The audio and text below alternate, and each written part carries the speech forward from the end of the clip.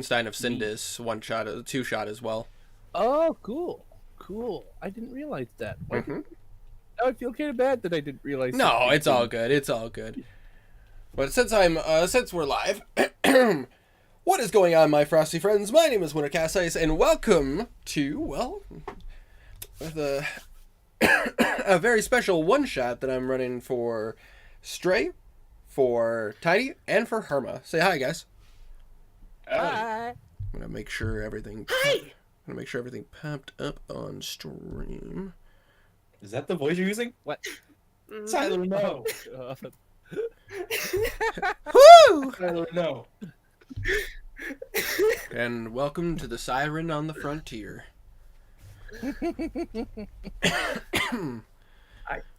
I sounded like Navi. So like Navi, hey, listen. Yeah, I know. I hate that. I know. Don't do it.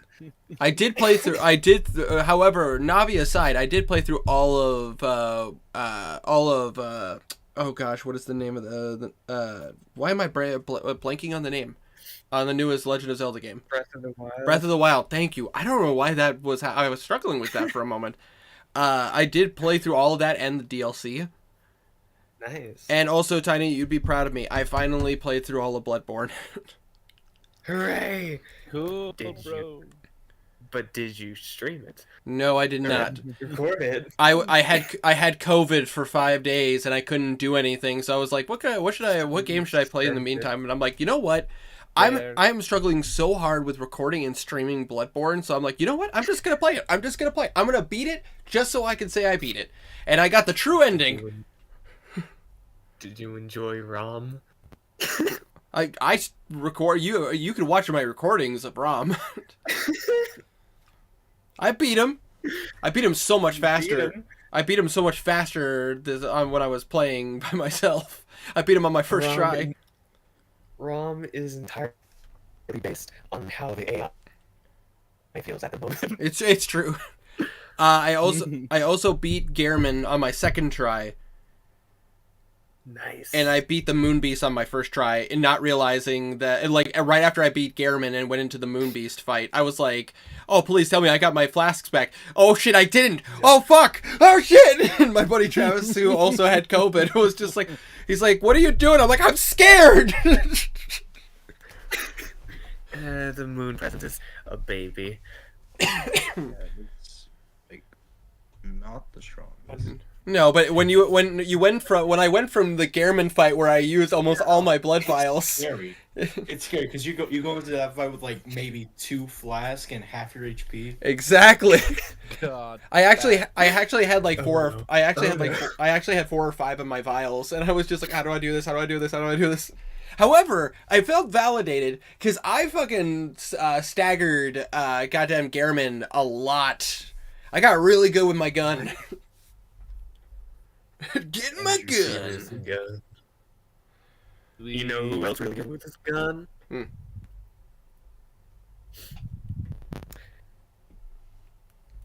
Big Brother John. Big Brother John. Let's go. All right, let's go ahead and get started. So I'm just gonna go ahead and read this synopsis since it was on the Discord. I'm gonna go ahead and read it again, just for funsies for this one shot. Welcome to the Cerulean Frontier. This land is fairly lawless and has had its fair share of turmoil. This land is ripe for heroes and villains as anything could happen. However, in this case, many adventurers are being called by a deep sense of arcane treasure hidden in the town of Russelbro. Russelbro has been dealing with some weird magic affecting everyone. People had died, went missing, altering effects on their bodies, and a weird siren call when the sun goes down. A bounty, 6,000 gold marks, currency of the frontier, has been offered up to anyone who can help this poor town in their time of need. The only question is, who is up to the task to handle this level of odd here on the frontier? And I'm going to go ahead and just I'm going to just run down this list. Have you guys just quickly introduce your characters and just tell me a small bit about them. Starting with you, Tiny. All right. My character's name is Iromia.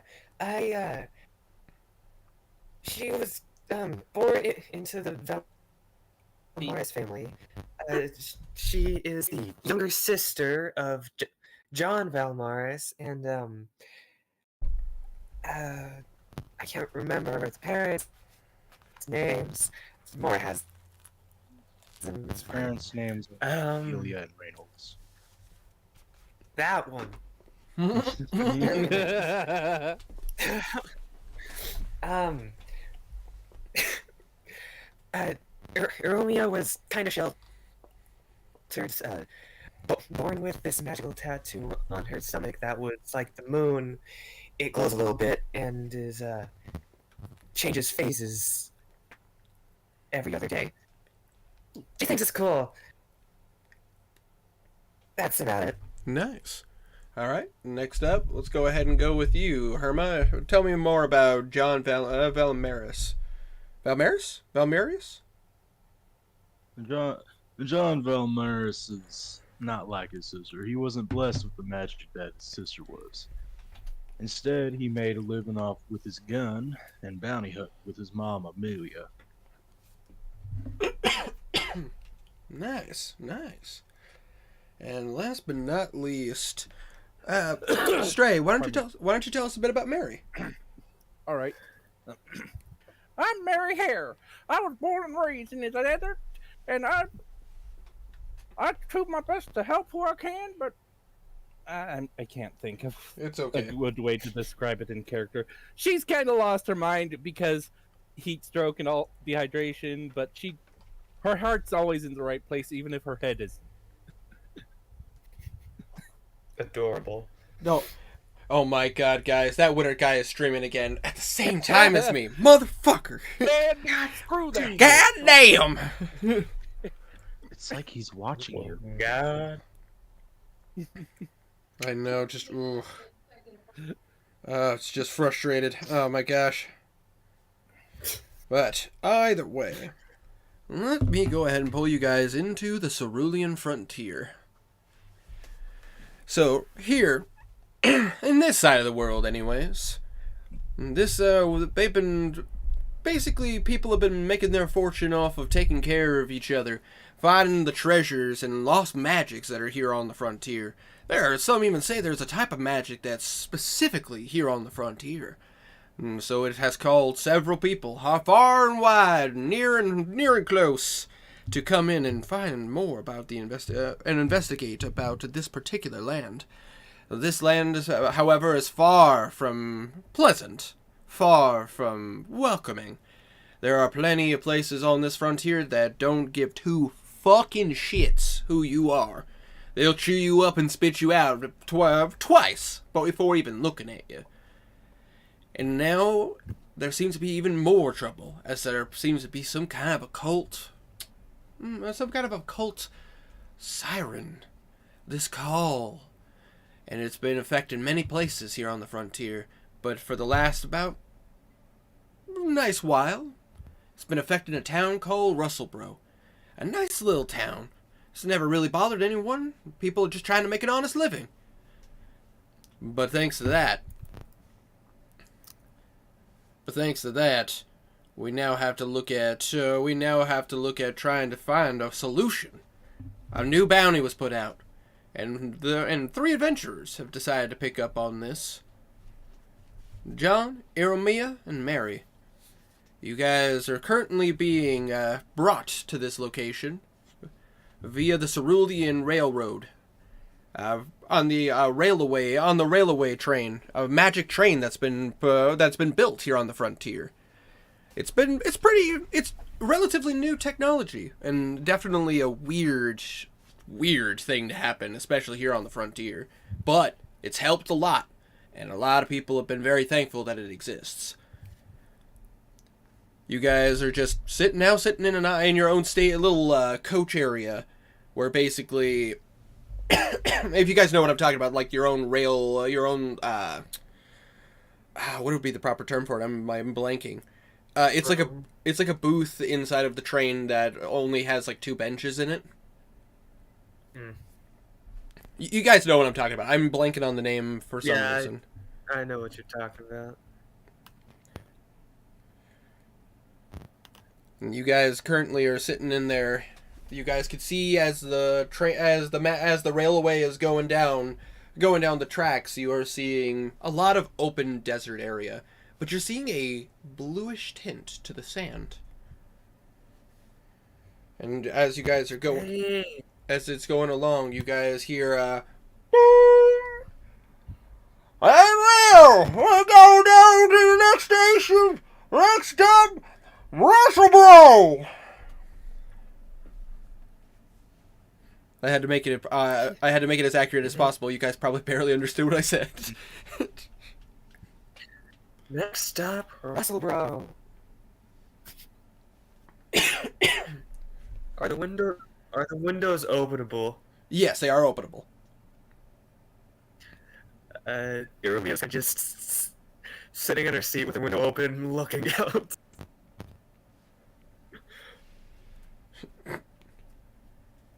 Sand's blue and pretty. Also, Russellboro is broing it, like you. I did not realize that I accidentally flipped the switch of my headset set. It hasn't my thing. I got a new. Anyways, never mind. Brain fart. Back. Why does my brain do that? It's all Just good. completely go. I was about to say something and it just dropped out of my mouth. Oh yeah, Mary's just kind of hopping in her seat, looking out the window. This is the first time I ever been on the train.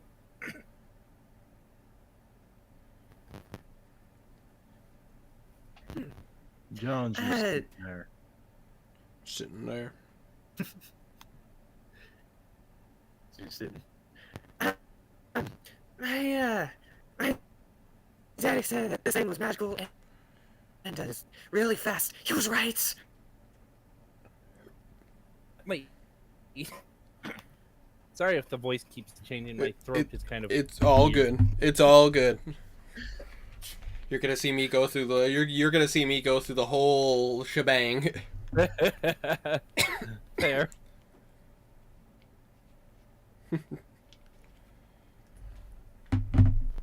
All right. So, is there anything you guys would like to talk about on the train or do on the train as you guys are coming into Russellboro?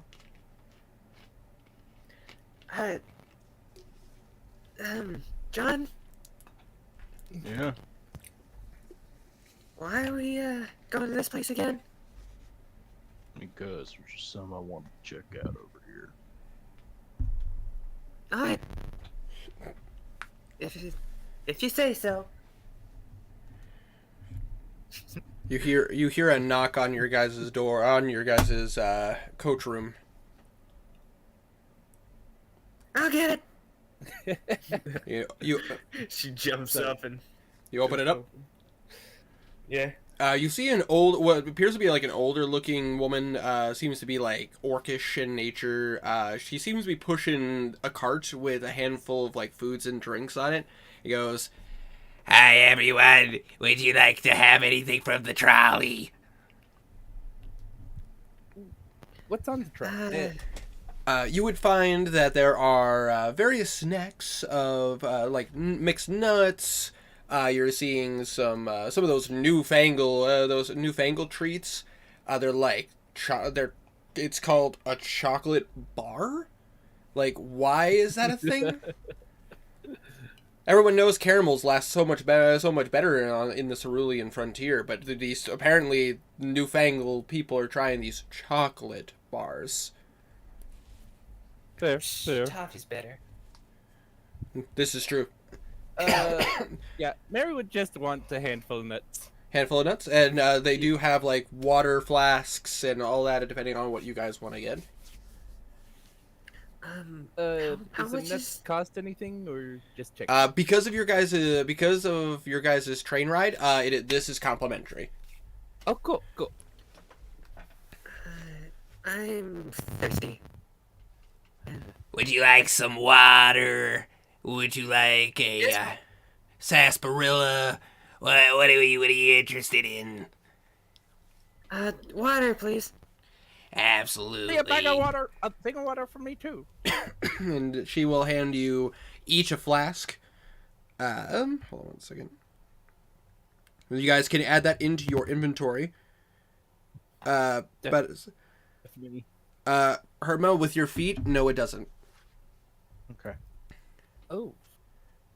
Just a question being asked. I'm just skilled with my feet. Don't No, worry about it's all good. It's all good. it. So, you guys heading to Russell, bro? Uh-huh. Yep. A piece of advice, since you've been such kind passengers. When the sun goes down, you should stay in the inn, the saloon, if you will. Why? Oh, weird things happening in the town. Better safe than sorry. The frontier is a rough place. Okay. I might. No. I'll do that. And you'll see the moon, though. That'll be fine. Sounds good, and if you ever get lost on the frontier, just remember, you're gonna want to head to the Silver Pearl Saloon. They'll help you anywhere you want to go. Thank you. Absolutely. And you watch as she starts pushing the trolley down the rest of the railway.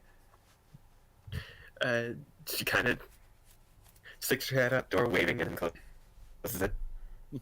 She was nice. Yeah. All right, and you guys just gonna sit and enjoy your snacks until the train stops. Mm-hmm. Yeah. All right. Eventually, you watch as the railway starts to slow down, and you just start to hear the.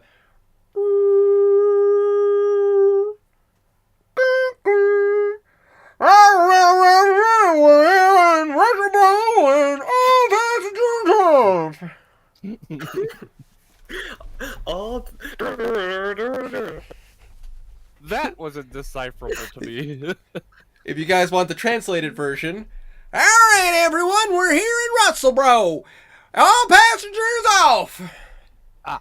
Thank you. I heard the last 3 words. Alright. Hey, I have to do it accurately to the railway. This is No, just I the way it understand. is. You understand. I understand none of that. Anyway, let's go. All right. So you Mary guys, hops up. pick up all your stuff and make sure you have all your gear. Everything's secured in your pockets. Everything is strapped where you want it to be strapped. And you guys step off the railway. Yeah. All right. And as you step off the railway, you're greeted to what appears to be a nice looking station. It's very hot. For most of you, you've experienced what the frontier is like. It is very normal for the weather here to be pretty, up there. On a good day, you're looking at high 80s. On bad days, you're looking at 110. The frontier is a rough place to live, but there's it's just the Texas summer. but it's ample opportunity. But it's filled with plenty of ample opportunities. There's a lot of hustle and bustle going on actually as you enter Russellboro. This is one of the more pretty populated towns, considering the fact that there's an actual sustainable source of water nearby. About to say the Cerulean River comes through here, and it's one of the few havens here in the frontier. So Russellboro flourished really well.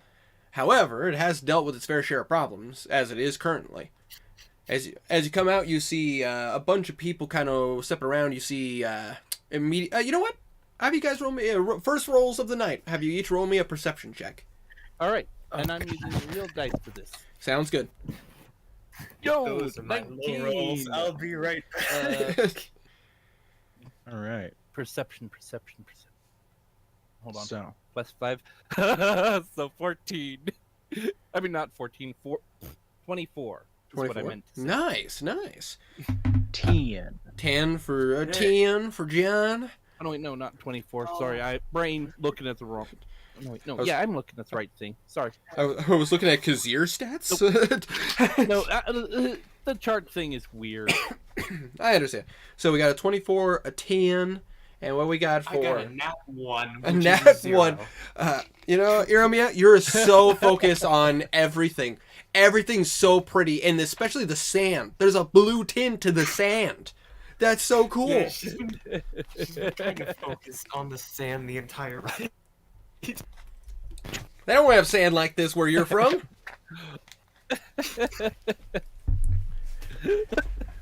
But for John, you're kind of taking a look around. There's a lot of people here. It's a little uncomfortable, the number of people here, you know, it just, you see like 2 shops right off the bat, which is pretty nice. But I say you see a place called Battle Girls, and you see a place called the Iron Horse. Where's the blacksmith? Where's the blacksmith? That is a reference. Yeah. Thank you. God, that is old. That is old. Can you imagine? Can you believe that's old? It is that as old as it is. God, that's. God, Markiplier's been around for a long time. I need to watch old Markiplier videos. I know. Well, his new stuff is still top notch, like amazing. Well, yeah, But his old he's still stuff, great. exactly. He never changed. He's so good. But anyways, for you, Mary, with your 24, you are seeing like distinct things. Like you have a keen eye. You've traveled before. You've definitely been around places here on the frontier before. You would know some of the first places to look. The first thing you can see the Silver Pearl Saloon. It's down the road a little bit, but you can see a decent sized sign, and it's actually a few places that has like a big ass sign just out front so that everyone can see it. And it's one of those corner entrance buildings where, like, if you look where the door is, if you look straight up, there's like windows overlooking where the doors are, like coming from the left and right angles. So it's a very nice play and a very nice building. But you also see Battle Girls. You see the Iron Horse, and you also Just so that I actually hear this right, because I'm not sure if I'm hearing Battle Girls or Bad Little Girls. Bad Little So Girls is what it's called. just making sure. I was 90% sure it was Bad Little Girls, but I just wanted to make sure. Oh, she's going there. And and you also see one other place here on this road. You see a place called the Red Gold Mine, which is you could tell is a bank. Go. But yeah, you can check in with your perception. You can pick those places up. For you, Iromia, like this whole place is so awesome. It's so pretty. It's a hoot and a half if I do say so myself. She has never seen this many people. The most amount of people she's seen at a time is 5. Yeah, there's right now, there's like 4 times that in the street right now. It's crazy. Hey, it's busy here. Wait, I need to make it a little higher. Wow, wait, it's busy here. That's right. Sorry. Oh, Stray, you're gonna slay me all night. What? You're gonna slay me all night. I love you, buddy. You're gonna slay me all night. I'm sorry. No, you're good. You're good. So all right, guy. All right, you outlaws and in-laws. Where do you guys want to go? Hold on. She's gonna reach around in her bag, pull a file, and fill it with sand. What time of day is it? Early morning or right now midday? right now it appears to be past sunrise. You're getting closer to high noon. Ah, okay. Noon. So where do you lot think we should? Where do you lot think we should go first?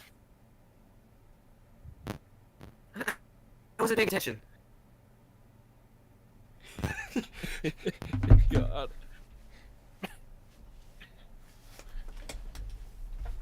Probably best we ask around for My brain just shit on me. Or what might be going on, causing the things. My brain. Why can't I remember the word? My brain just shit on me. Any leads, basically. Yes. Like a detective? Yeah, something like that.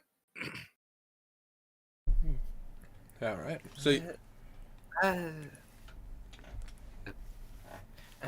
That one lady said that there was something silver drop in, or whatever, the tavern that we were supposed to go to if we were lost.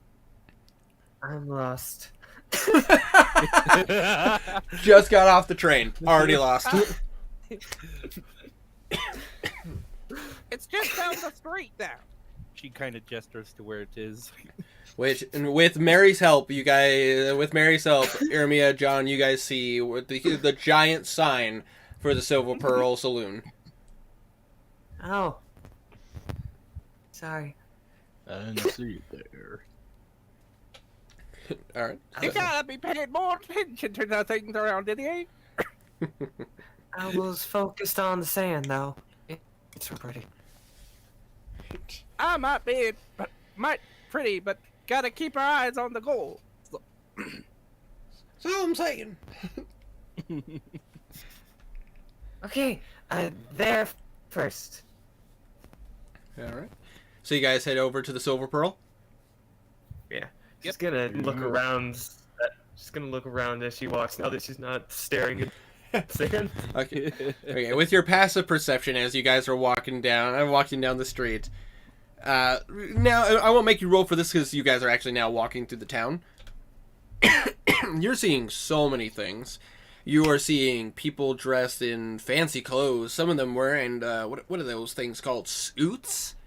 That's pretty intense around here. But so you're seeing some of those business folk. What are they doing around here? You see some people who are have like little stalls set up and everything between buildings, and they seem to be trying to get people's attention as they're passing by. You're seeing all the various stores. Now that you're walking, Iromia, and you're actually able to see things a little bit better, and you're not focusing on the sand. You're seeing all the stores. You also now see the Red Gold Mine Bank. You are seeing the Iron Horse, and yes, you do pass by bad little girls.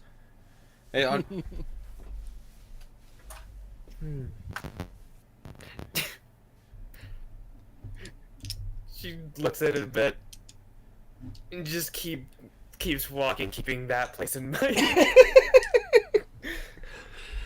But you guys head up to the saloon. Yeah. All right. Do you open up the doors and everything go in? Yeah. All right. You open up the doors, Very which most likely would be leading.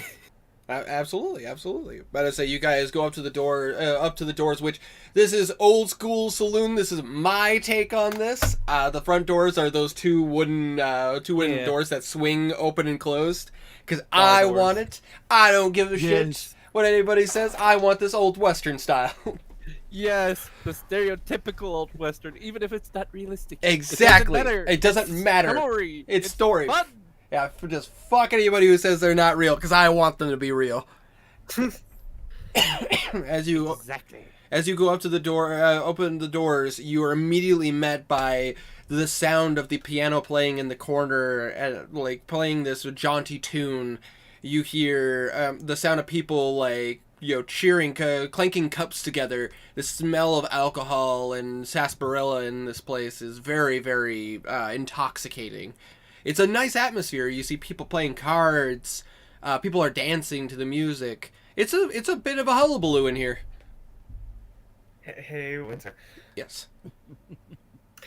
Every time I hear saloon, all I think is Markiplier, West of Loathing.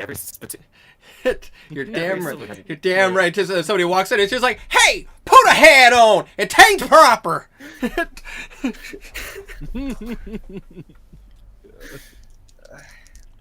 God, I fucking love West of Loathing. I'll rewatch that anytime. And and in honor of Mumpler Fumperdink, there is a spittoon in the corner.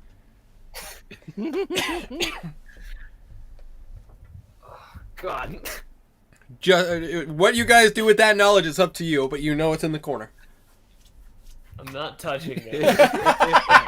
Sounds like the most out of character decision possible. John goes over to dude. You are currently standing in front of the spittoon. It's a spittoon. People have been spitting their tobacco into it. There's some sad there, ain't there? No, this is a spittoon. People chew up tobacco. They're like grab cigars, chew on them, and mix it with their saliva and spit it out. There's nothing in there. You're lying. Listen, the Silver Pearl Saloon, it ain't a bad place. People actually don't throw their garbage on the ground. It's actually well swept. People actually take care of this place, but this ain't fancy tobacco. Your people are not allowed to throw lit cigarettes in anymore because they seem to bounce out. Nope.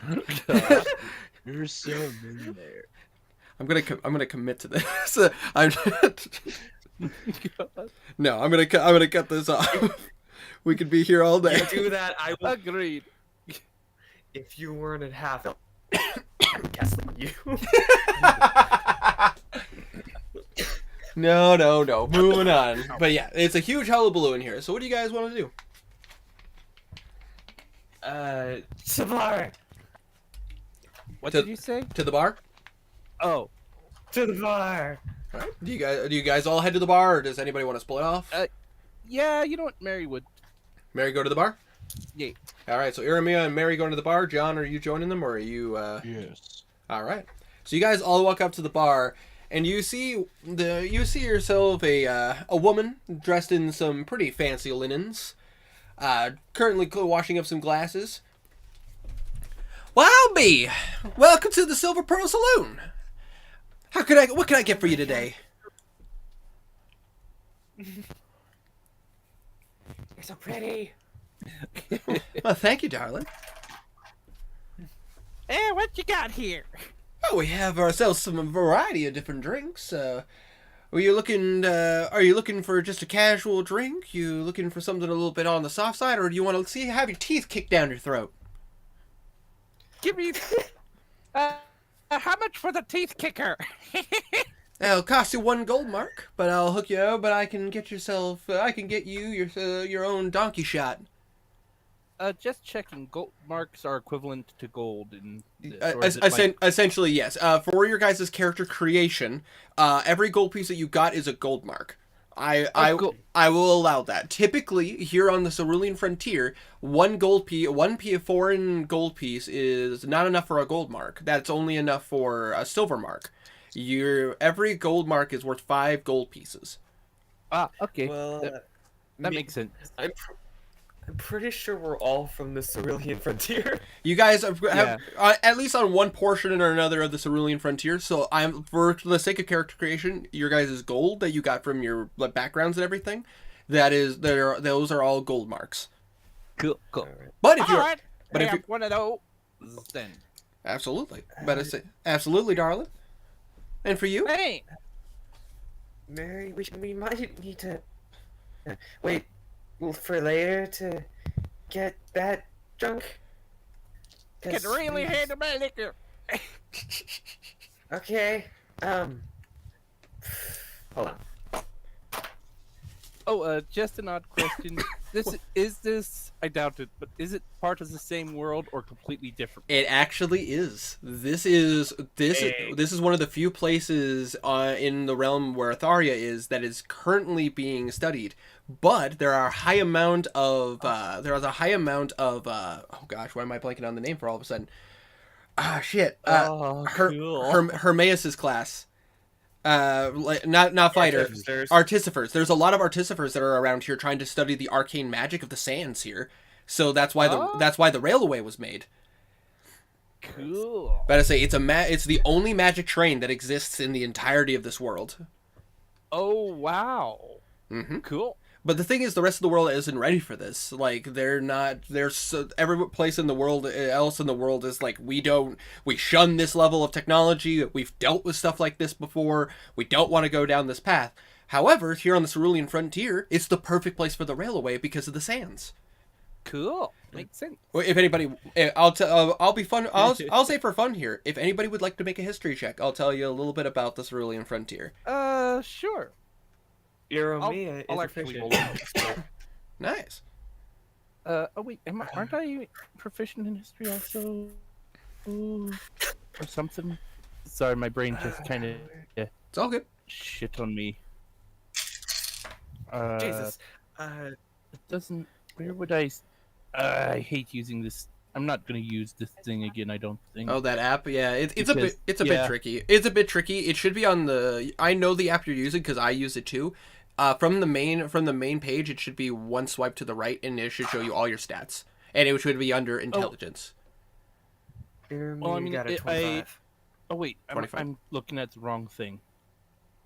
Yeah. Okay. Right. Well. Yeah. No. Brain.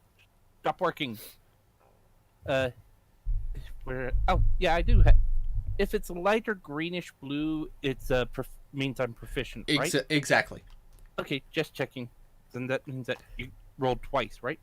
You would just no. It would just be that if you're Oh. proficient in it, means your proficiency modifier was added to it. Oh, okay. So Plus that means 2. so plus 2, so 17. 17. Sorry, my Alright. brain kind of shorting out. a bit. Absolutely. Did John want to roll a history check, or Herma? Would you rather just experience this firsthand? I'll experience it firsthand. Sounds like a plan. Then I'll give you this because you guys rolled pretty decently. For both of you that rolled, you would know that the Cerulean frontier is one of the few places on this particular continent that has been barely scratched the surface of studying. There's so much to explore here, and a lot of arcane magic users, especially those wizarding type, wanted to try to get their hands on understanding how this land works. Artificers came here to help them, and they were hired and paid a lot of money, a king's ransom worth of money, to be able to get the railway built. So that way people could live on the frontier, so it'd be easier to explore it. And for you in particular, Aramia, since you rolled so high, you would know that it's called the Cerulean Desert because of the blue tint on the sand, because the sand here seems to have arcane properties. There's some weird mixture of magical minerals mixed in, and that's actually how the railway was built. Because of the way the sand is made, it makes it so that the magic conductors underneath the train can actually make it move on the railway, because otherwise they wouldn't have the technology to make it move properly. Nice. Oh, so it's more like Jesus. an electric train rather than a steam train, Exactly. in a way. In a way, It's like yeah. a magnetic train. Exactly. It's basically similar to the way that magic gauntlets work in D&D, is how the railway works. Basically, there's a magical current that goes underneath the train as it's going along the tracks. Cool. So, and Nice. because of the arcane sands, that's how it works. No, I've been sitting on this for a while because I was curious because I was curious if anybody was going to eventually go, hey, Casey, is this part of the world with Atharia? It's like, yes, it is. I specifically designed it to have this particular area. Cool. It's on the western continent, very far south to where Atoll Vor is. Ah. If you went up Sweet. north to countries, you would make it to Atoll Vor, which is very like Norse Scandinavian. Yes. But Um, so in other words, if the Solaires really wanted to come here, they could, but it would be a weird culture shock. Oh yeah, I could imagine. It's just stray. I imagine Kazir just coming here going like, "What the hell?" yeah. He'd be like, blue sand. Blue would just collect as much sand as he could. It's just like, it matches my hair. he goes up to sand, brother. Okay, but anyways, so you guys, so we got a donkey shot. Anything Iramia wants? There's a lot of people. something strong. Not What? Would you like? something pretty strong. Would you like it alcoholic or would you like it a virgin? Alcoholic. All right then. And you watch as she comes. Hold on a second. Apologies. You're looking at. In that case, I'll have you pay up 1 silver mark. All right. Gonna reach in. She she has 1 silver mark from her background. Oh, perfect. Yeah, she's gonna hand it over. And what about you, darling? As she kind of puts an elbow in front of you, John. Nothing. All right, fair enough. But if you change your mind, Yep. all right. So as you guys are put in your order, you watch it. She kind of just turns her back for a moment, and she grabs 2 different bottles, filling up. One is like a tall glass, and that she passes over to you, Iramia. And for you, Mary, you get a reasonable sized glass, probably a little bit shorter, and you can see her pour this liquid. That the moment she pops the cork, you hear a Oh god. I was not expecting that kind of potency. and she passes you the drink. Mary, unfazed, takes a good gulp of it. All right, Mary, I need you to make a Constitution saving throw. I knew that was coming. Irami is gonna take a little sip of hers. Okay, Spice is 16. My con is... Where's my con? She has a Oh, plus wrong. 4 to con. Are you proficient? Are world proficient? I think they're. No, they're not. Charisma They're with- charisma wisdom. Yeah, that's so plus 4. Just Oh yeah, plus 4? Mhm. Okay. Yeah. Okay, so that's 20. Nice. You just make the save. Really? I Yes. cast Holy Oh, shit. hell yeah, dude. I'm joking. So I'm gonna explain this to you. Oh, what did you say, Chuck? That's a joke. I guess silvery barb. Oh god, you. Fuck you. give myself advantage for the next time. No. So let me explain how these drinks. Let me explain your 2 very vastly different experiences here. So for you, Iramia, this is a nice drink. Like, this is very much essentially. If I had to make an equivalent, because you're so young, you would never have tried this. But for you, Stray, you probably have tried this. You ever have Not Your Father's root beer? Oh. Not in a Yeah. long time, actually. Yeah, it basically tastes like that. It's basically like a type of root beer, but it has like a very nice little aftertaste that kind of, you could tell it's alcoholic, but it's not a heavy flavor. It actually tastes, again, more like a vanilla soft drink essentially. Yeah, I know what that tastes like. I remember. So for you, go Basically, like root beer, but with like a little bit of real beer in it. exactly, exactly, pretty much. It like honestly. And Tiny said they had tried it. Oh, you had tried it? How dare you? You monster. No, I've tried it. Honestly, I don't particularly. Lawbreaker. I don't particularly care. Exactly. Lawbreaker! No, I'm just. No, but I've tried it personally. I don't care for it, but that's my own preference. I don't like alcohol, so that's just it. Yeah, to each their own. But it's not. Yeah, But neither do I. it's not bad. Like it's not. But in the case of anybody who likes alcohol, it's pretty nice. It's a nice beverage that you could easily chill and you could sip on, and it's not going to be a big deal. It's very refreshing, especially with the sun being out. For you, Mary, you take a drink of this and it almost feels like you got kicked in the throat. Like when she said it, like makes you feel like your teeth got kicked in down your throat. Yeah, that donkey shot, pretty accurate name to what it is called. It is, but it's more than a shot. It's an actual like small cup of alcohol. If I had to make a comparison, like a personal comparison from my own, it's like drinking like oh god, what is it called? Shit, I forget what it's. Yeah, I would assume it'd be kind of similar to Jaeger mixed with vodka. It's sticky. Oh, It's wow. sticky and strong.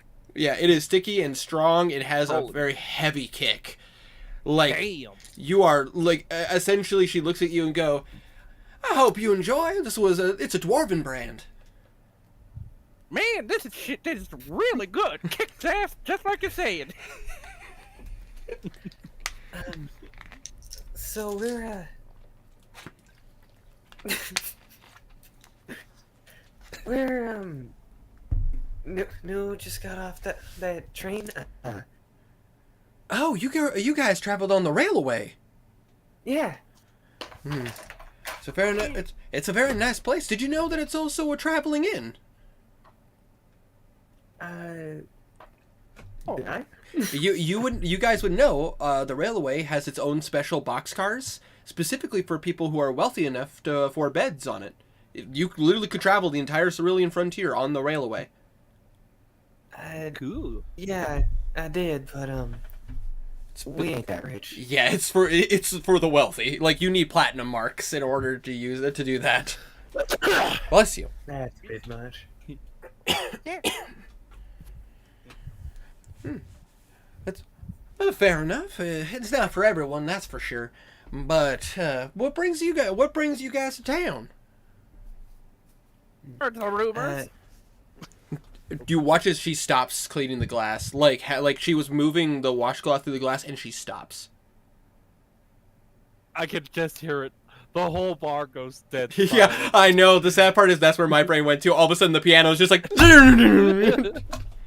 So, Everyone just looks around like, "Did you hear? Gasp. They heard the rumors."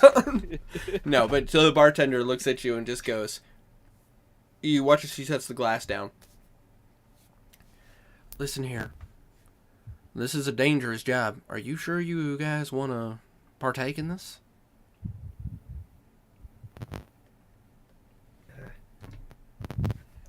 Hold on. Whenever I was told that whenever this conversation up, I should close my ears. So she's gonna put her hands over her ears. All right.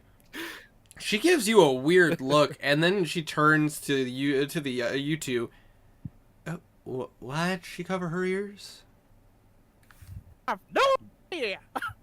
John pats her on the head because this sort of conversation isn't for her. Fair enough. Then I assume you're here to help us with our problem.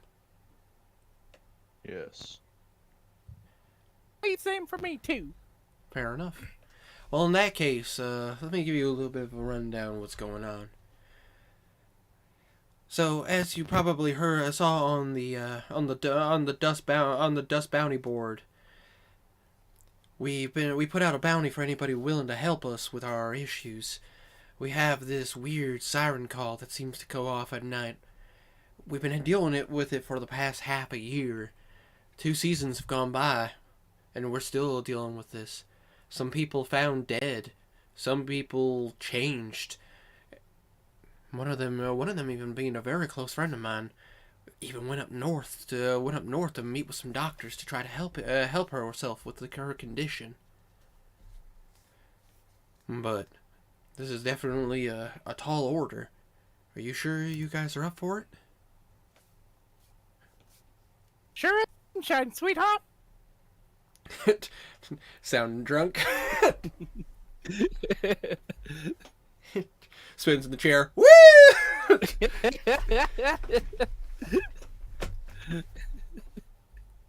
Well, I didn't mean it to sound that drunk. No, Just a little bit. it's all good. It's awesome. But anyways, Thanks. looks over to you, John. You sure you're up for this? John looks at her with a cold expression, almost dead behind the eyes. Yeah, more than sure. You watch as she turns and she writes something down with a quill on some paper and she passes it over to you. Head over. Well, then in that case, why don't you head over to this location? They're the last people to have the siren call near their place of business. And apparently, some of their workers got to see this firsthand.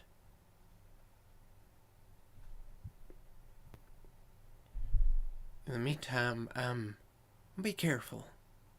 There's always people, watching. Yeah. You can take your hands off your head, sweetie. And she looks over to you, Eremia. She takes her hands off. Alright.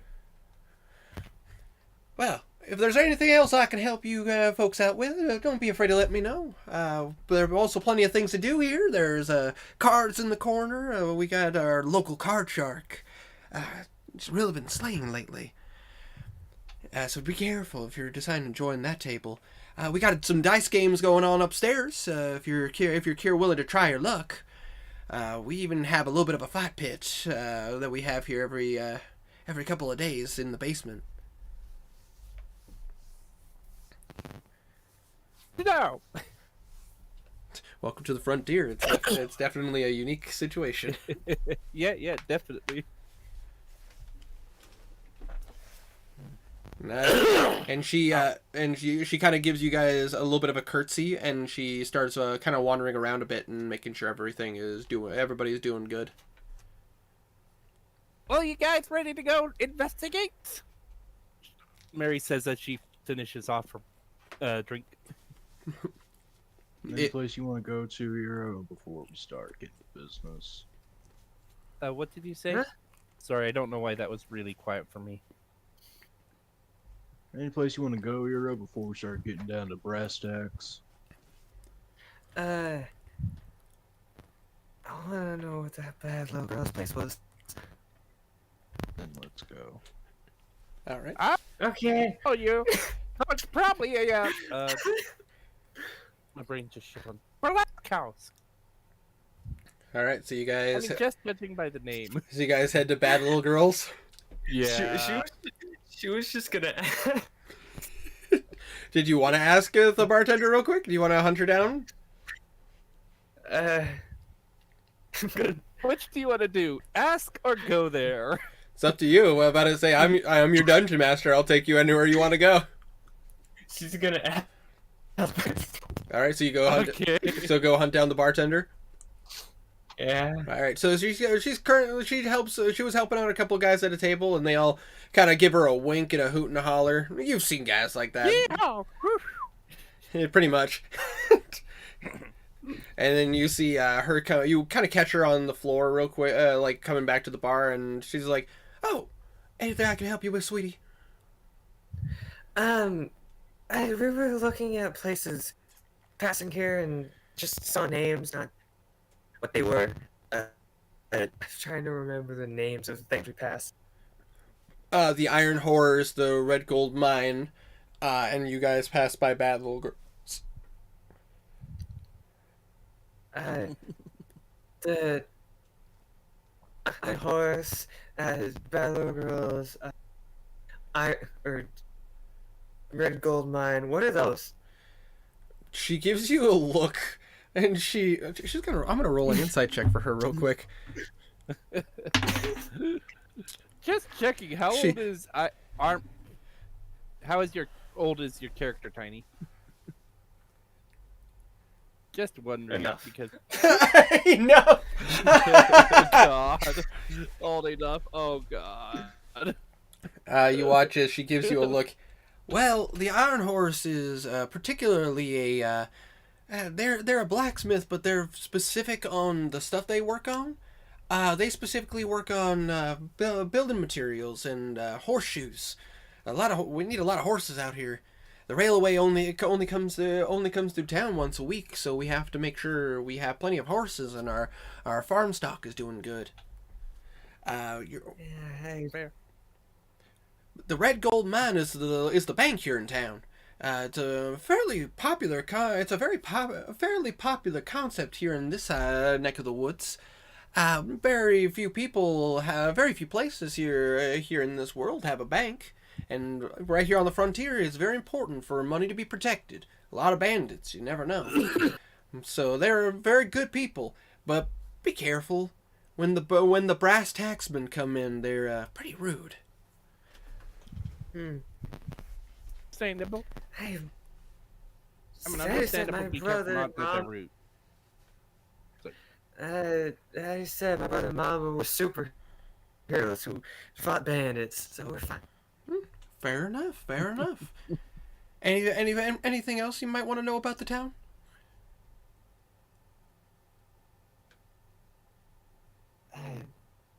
Hold on.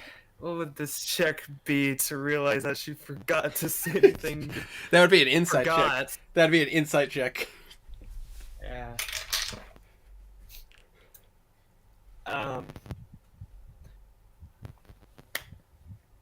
She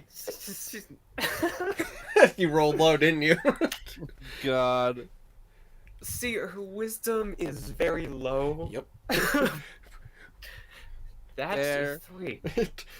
Oh, that's very weird. She didn't answer your question completely. She lives out of place. I wonder why she did that. Oh, that's weird. Well, I better ask her again. You left out a place. Oh?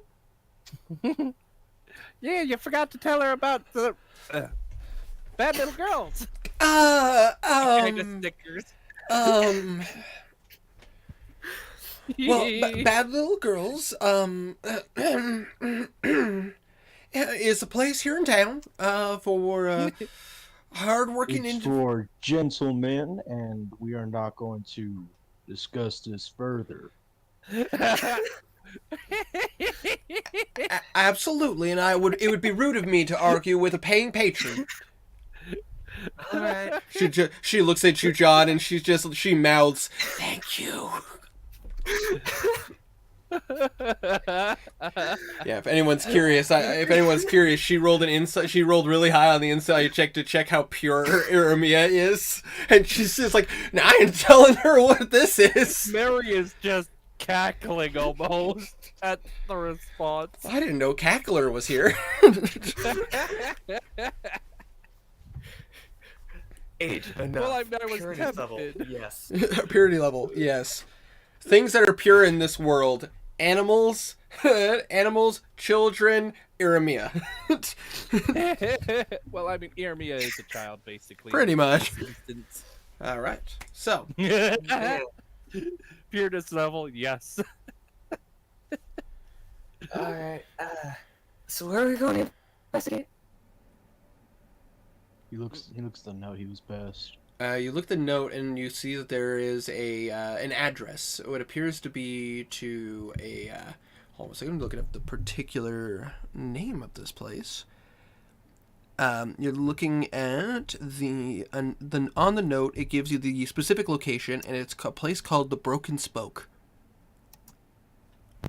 We're going to this establishment called Broken Spoke.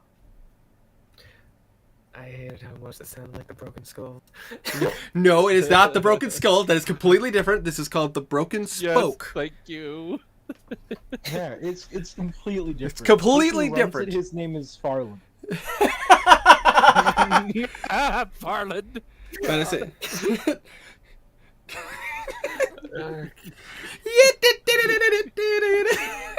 Oh, God. That's not something I want to picture. We can't forget about his Garland amazing with assistant, guns. Gamalden. God, that's a scary thought. Gamalden. Oh, God. Or Okay. we can't forget about their wonderful secretary, Balasmir. Oh, I was chewing, you bastard. Okay, to that place. All right, so you guys finish up your drinks. Was there anything else you guys wanted to do here in the saloon, or are you heading directly there? I don't know things in saloons. We're heading there. All right, sounds like a plan.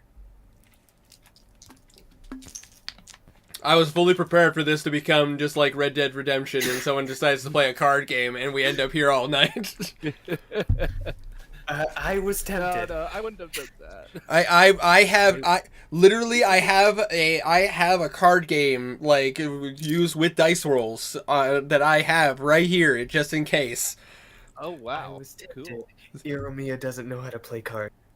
Exactly. This is why. Yeah, no. There's a really cool card game that Matt Mercer and a bunch of other people use for whenever they do cards in D&D, and to make it a little bit more exciting.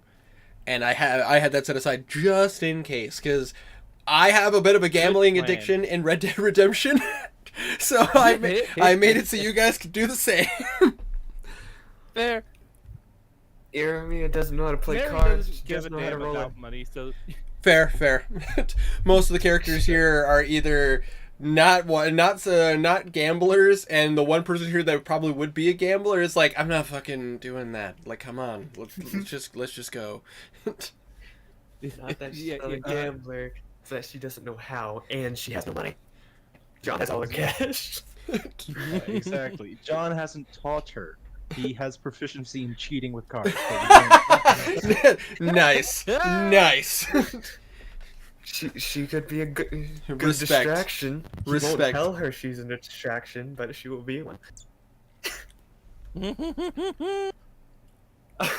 Nope. We're going to We're Dead going. Space,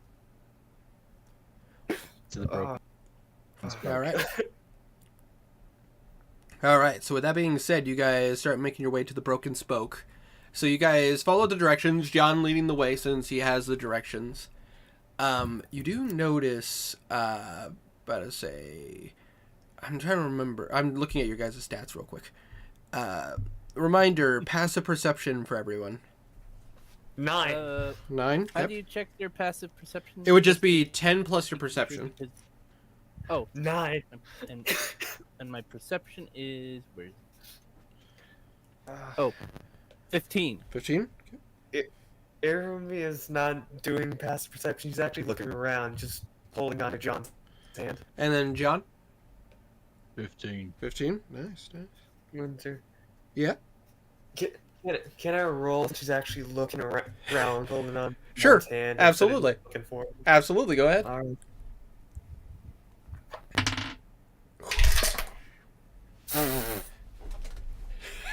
Well, huh? What did you roll? Well, that's a crit. Nice. Oh wow! Iramiya, Nice. Iramiya, you are looking around, and you're not really seeing too much. Basically, it seemed by not I seeing will too be much. Right back, like 2 seconds. Absolutely. So, how you guys liking the frontier so far? This place is party. This place is purty. Honestly, ever since I started working on this when I saw a TikTok playing like a what is it called, West of Hell, which is a very fun like country western song, and it's like I immediately fell in love with the concept of D&D in the West. Well, I live in the east, but it's country east. I think it's east. Country East. I live but in, yeah, but yeah, just like the thought of like there are a lot of red. the seeing pictures, someone draw pictures of like hexblade gunslingers, and seeing images of like And and Hexlinger. yeah, hexslingers, necromantic pastors, and fucking orc bankers. It's like, oh man, I love this shit. This is so cool. I'm just gonna write this up just for funsies, and so I did, and I was like, Hexlinger, and when I was Gunblade. And when I was writing up the world for Atharia and everything, I was just like, you know what would be fun is if this existed here, just in case anybody wanted to have a Western adventure. I can imagine John was giving her a stare when she was trying to explain. And also, I did this for Herma in case he ever wanted to go on a Western adventure, because I know how much he fucking loves Red Dead. It's my heritage. Thinking of you, buddy. It's my heritage. You're damn right. I'm back. Welcome back. That was funny. Welcome back. Thank you. Alright, so with your guys' passive perceptions, you guys are kind of keeping your eyes out just in case, keeping things period. I was curious if you guys were gonna had higher passive. I was just like, but with that nat 20, I'll tell you exactly what I was gonna say. You look over in the direction of where the battle girls is, and you see some women dressed in very provocative clothing. and even some men dressed in provocative clothing coming out of there. Oh. Oh yeah, Hey, no. pretty. Frontier is an open opportunity. Open opportunities. can't- This is an open opportunity frontier. There. There are plenty of opportunities to get Ex- from me. Exactly. Iromina just kind of looks over. They're pretty. She's just gonna keep walking. Too innocent to know what's going on. Which, if Mary or John look over in that direction, where Iromia was saying, you see the exact same image. You're seeing women dressed very provocatively, and even guys dressed very provocatively. Well, now she just thinks it's a bathhouse. Just oh God. I don't think I need to go in depth for you, John, and you, Mary, what exactly Battle Girls is. Yeah, it's a brothel. more than a brothel. It's a brothel. Oh, it is a brothel. It's a brothel. Well, Bathhouse, right? technically it's a brothel bathhouse spa. Oh. Hey, so she's Cool. not technically wrong. She's not technically wrong, but We're still not going. and I will say, Yeah, you know. and I will say, I did steal this idea from fucking Unexpectables. They have a place called the Romantion, and I love that idea so much that I'm like, you know what? I'm gonna write this down, and thus the Battle Girls was made. Iromian wants to go to Understandable. the bath at I some love it. point. So, It's been a while. so while you guys are going down, you do see quite a few residents in or a few resident homes. As you're going down this road, you do see two businesses seem to be pretty popular in this area. You do see the Broken Spoke, which is down on the end of the road. Kind of hard to miss. It's pretty self-explanatory. It has a wheel. It appears to be a wheel with a broken segment for a sign on the outside. So a broken spoke. And you also see a place called Hemera Tech. Hakuna Matata. No. It's called Just checking. It's. Oh, what Hem- did you? it's called Chimera Hemera Tech. You're not sure what that like means. Chimera Morris's technology, kind of. Well, it's Just as an example. kind of, except for instead of Hermea, it's Hemera. H-E-M. Oh, Chimera. Yeah, Okay. Hemera. Hemera Tech. They seem to be the two stores. The Broken Spoke seems a little bit more popular, but Hemera Tech is the thing here on this road. So you guys continue on to the Broken Spoke? Yep. All right. I shouldn't have assumed everyone else's choice. Sorry. So you guys make your way there, and you open up the doors. But I say these seem to be a little bit more modern doors. As you open them up, you do hear the ding ding ding ding ding ding as a bell rings as you open the door, and you just hear you hear just a second, I'm almost there. And you what you see inside of this store, it appears to be not quite a general store, but kind of like an old school pawn shop. Like there's a lot of stuff in here. You're seeing tools of various kinds, like saws, hammers, all that. You are seeing craftsman packs, so like Dungeoneer packs, adventure packs, and all that. You are seeing various bottles of liquids that you don't quite know what they are. You are seeing like weapons, miscellaneous. Like there's no like rhyme or reason why these weapons are right next to each other. Probably this person's take on feng shui. And then you see just a sign like in the corner that's like random stuff, and you see like wheels of various kinds. You see what appears to be a like these little boxes and everything that are sitting in a glass case. Oh, so sorry about that. Welcome to the Broken Spoke. My name is Oliver.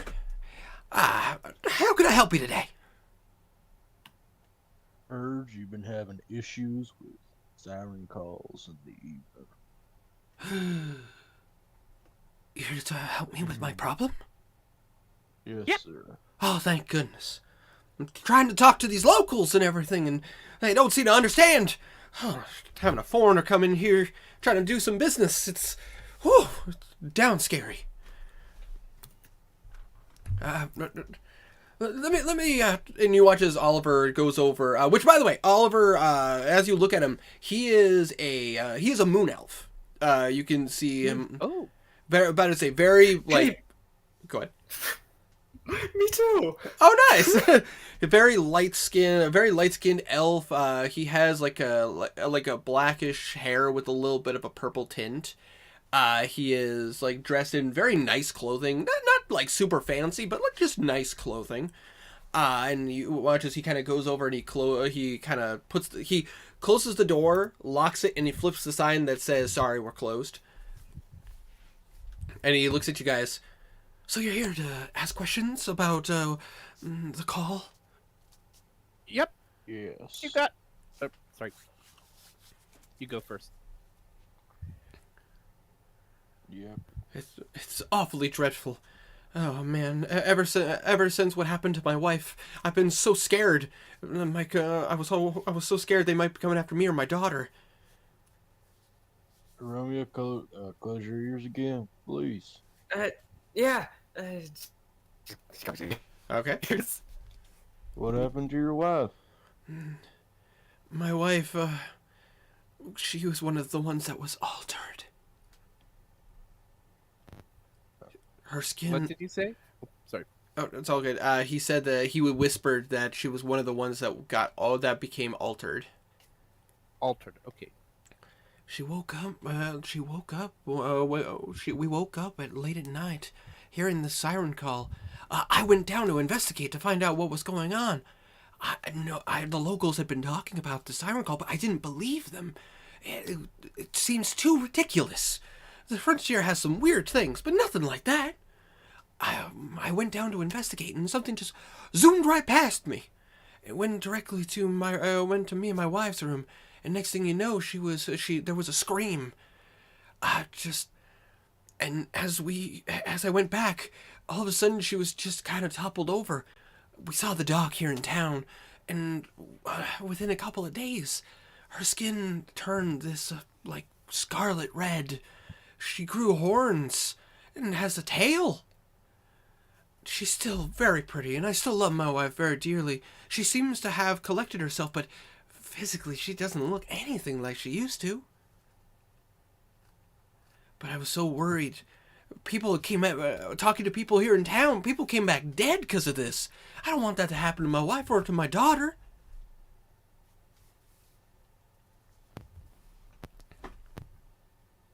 Oh, you just heard a siren call at night. It was That happened. It was singing. I can't. It was a beautiful, melodious sound. Me and my wife woke up to it, and she asked me to go take a look. I went out to the front of the shop to take a look, and I just felt a rush of wind go right past my head. Didn't even see anything.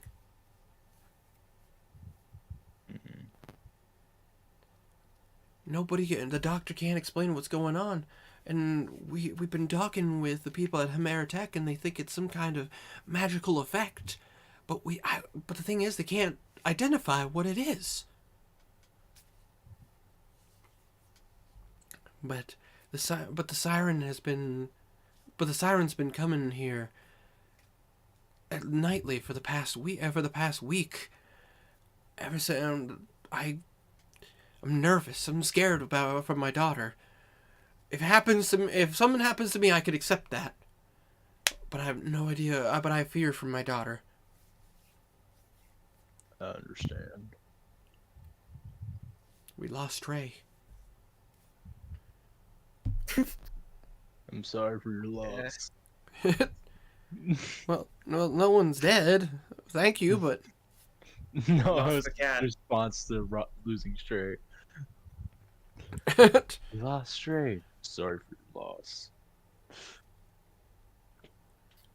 oh no, my computer is being weird. Froze. Ah, okay, fair enough. Let's just take a second. We'll continue. While they're So, while they're talking, this is happening, so we should just sit. Irumi is gonna kind of walk away, looking at stuff. Fair keeping enough.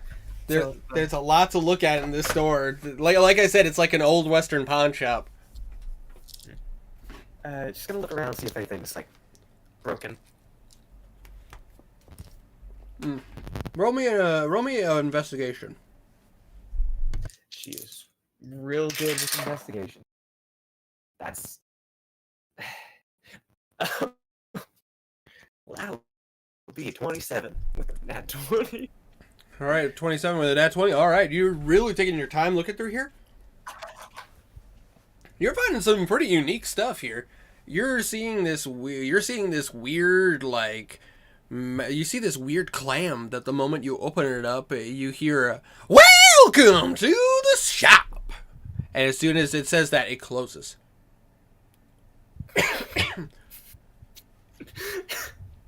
You see a couple of interesting looking rings that they're kept in a very nice glass case. There's only 3 of them, but they look very pretty. They seem to have these weird markings on them. Very nice looking.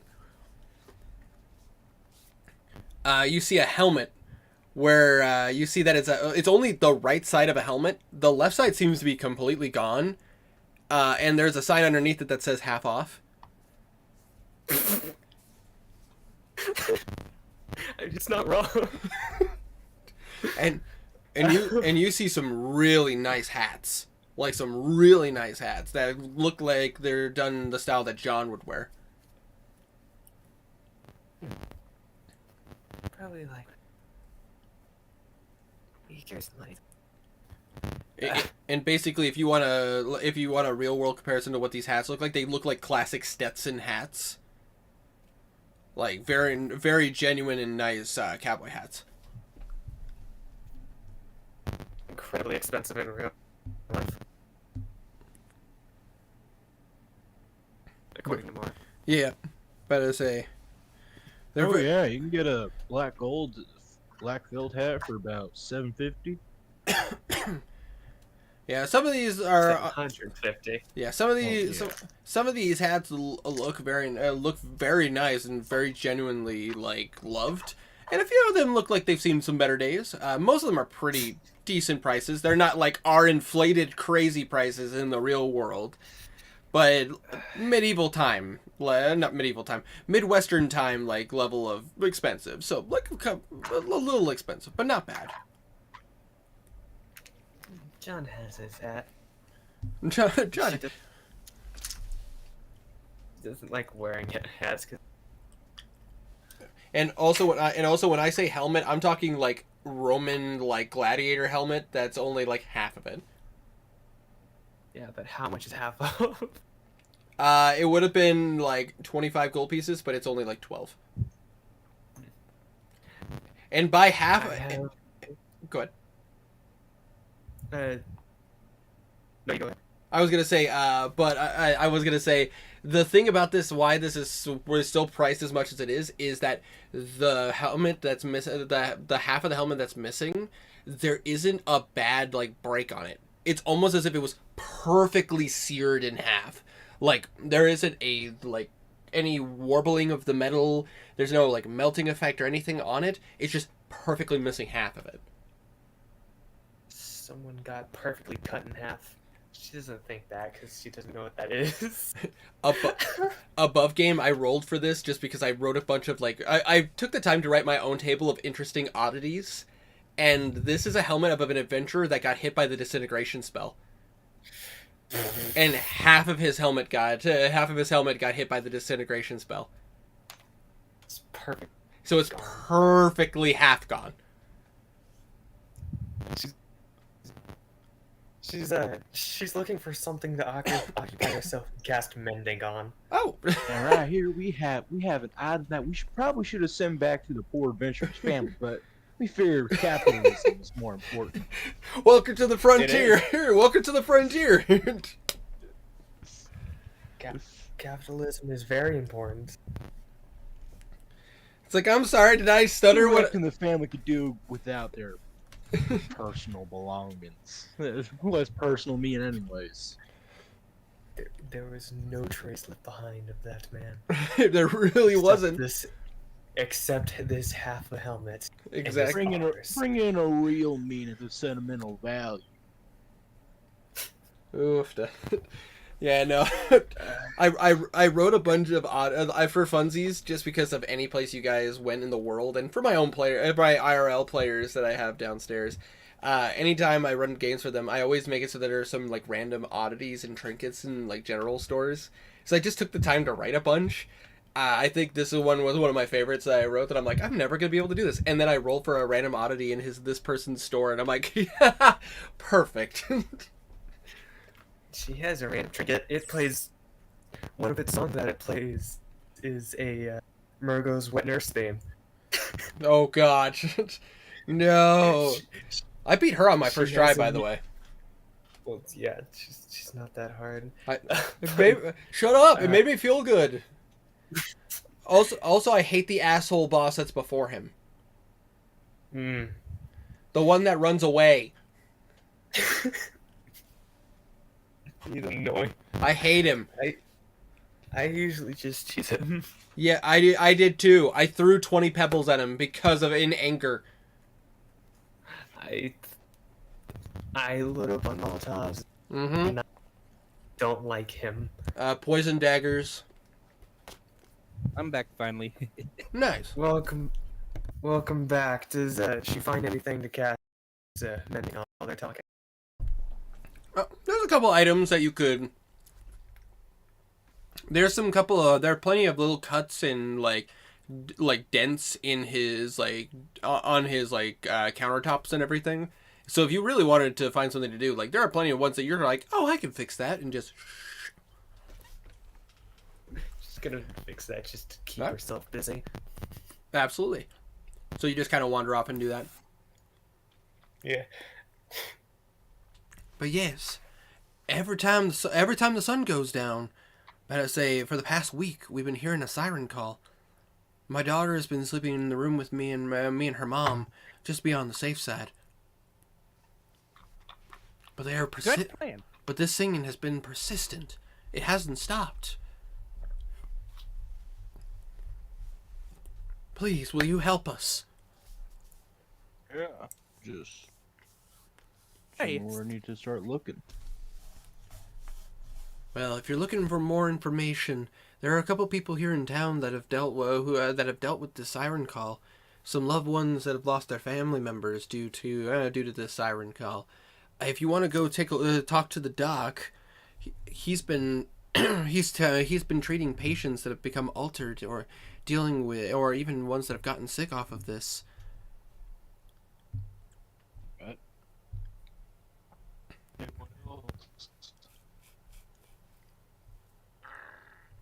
If you're looking for the if you're looking for the doctor's store, you're gonna want to go down this road to the right, and you're gonna look for the place that has a sign that says the Glamour Apothecary. He sells medicines and he takes care of patients. His name is Dr. Para. Dr. Para? Dr. Para, yes. Alright. Is there anything else I can help? Is there anything else I can help you guys with? I think that'll about do me, partner. Sounds good. If you guys want to be nearby when this is all happening, they've been coming here for the past week, so there's a good chance they're probably gonna come outside the store tonight when the sun goes down. Right. Alright. We'll be over here then. Sounds like a plan. Is there anything I can help you with in my shop? I mean, I have plenty of items. Was that meant to be in character, Tiny? Sorry for interrupting. Just Tiny put wait the doctor helping people. Oh, okay, never mind. Romeo, you can uncover your ears. She uncovers them, looking over. I was fixing the desk. I noticed that. Oh my goodness, thank you so much. I've been trying to get a couple of these nicks out for a long time. You're welcome. I'll tell you what. And you watch as he goes over to the hats and he hands you a black Stetson with a gold trim on the end. Thank you for taking care of my countertop. Are you sure? Absolutely, on the house. Aw. Gonna take and put Mighty it on. kind of you, sir. Well, I'm a foreigner here, and honestly, a good turn always deserves to be praised, and I appreciate your guys' help. I know there's a bounty to take care of this, but I would deeply be in your debt for helping me.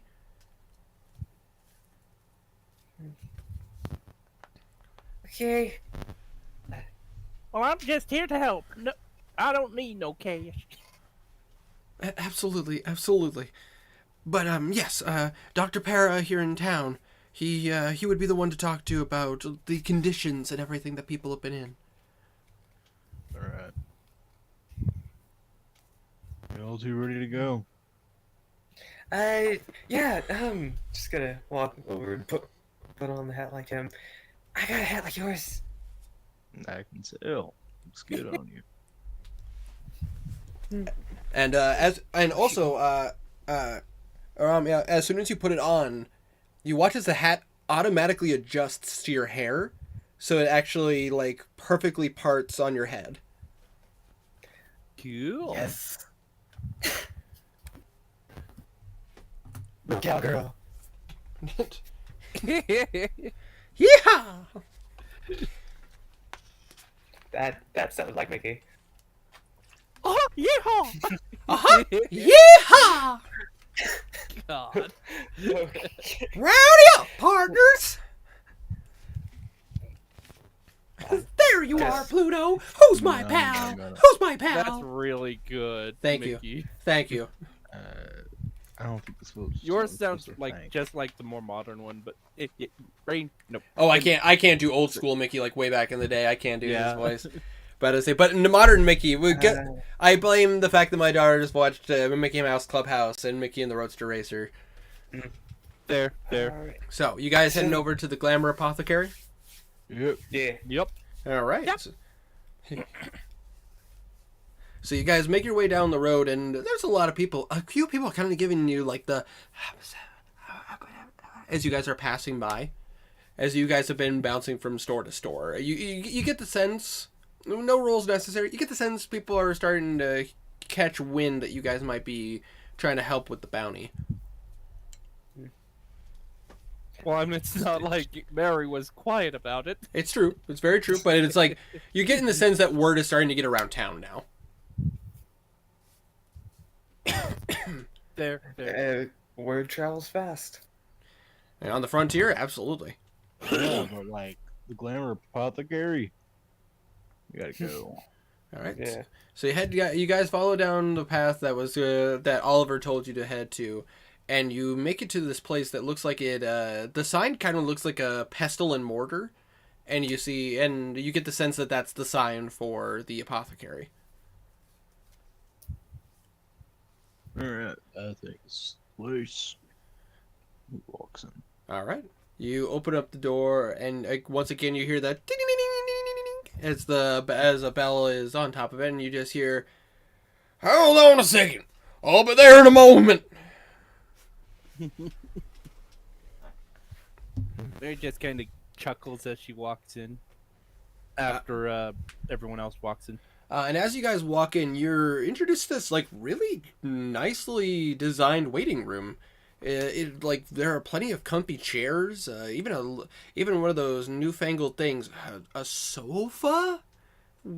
It's like a cushioned bench. It's weird. Damn newfangled Nice. cushion bench. Sofa. A sofa. Sounds When French. sofas were invented. Sorry, just an odd thought. I know it's one of those things. Sofas weren't a thing until like the sofas became a thing in the 18th 19th century. But they were like very much the way I described it, where they're just these like they're like benches, but they're like padded and everything. They became very very popular in the 19th and 20th century. I thought that they would have been invented sooner. I mean, it's not that far off the concept. But yeah, no, It's not hard. yeah, the late 19th century, so like late 1800s is when like furniture like that was starting to become a thing, and especially in like the 20th century that the actual furniture, a sofa, was created. But sofa like products have existed since like the 17th 18th century. Yeah, it makes sense. I am a nerd. I figured I'd put that out there. No, that's fair. If no one's on it, she's going to go sit down. All right, you sit down. It's comfortable. There's even a couple of throw pillows. It's kind of nice. It add a little extra cushion for your back. Doesn't hurt your butt like the benches do.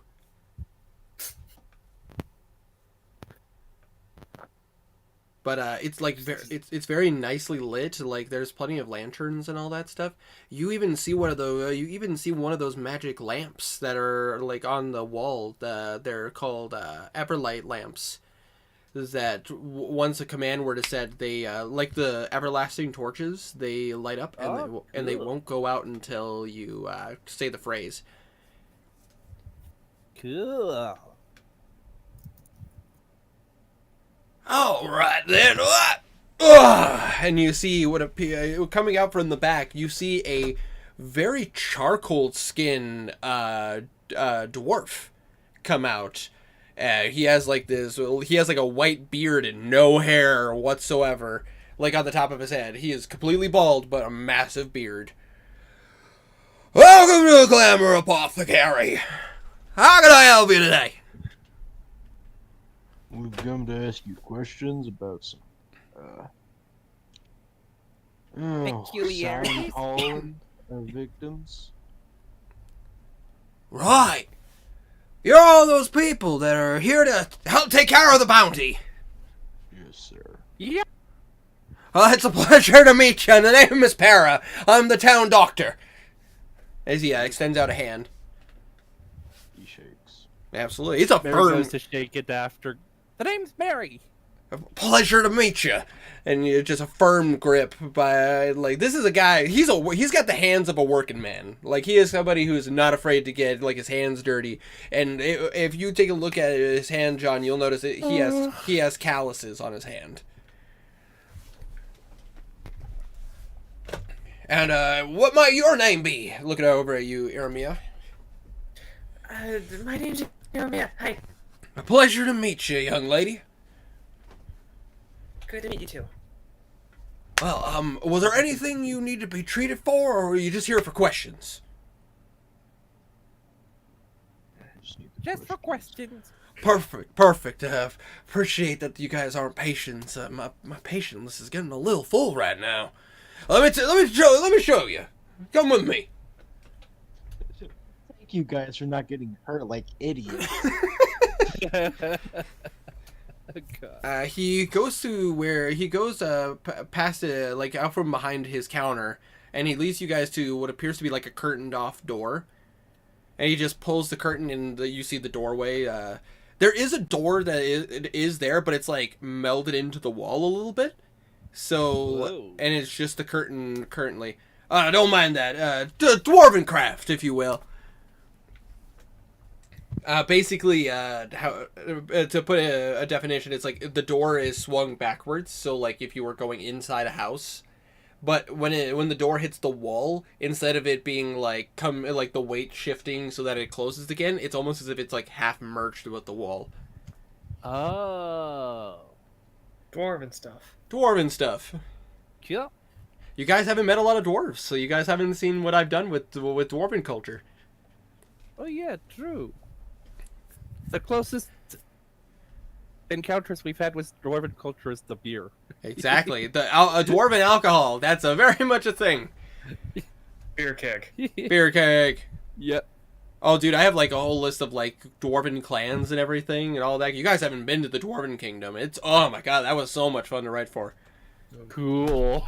Inspired by Beerus bone gag. yeah, exactly. For anybody who likes Aragon, like that was my inspiration for the Dwarven Kingdom.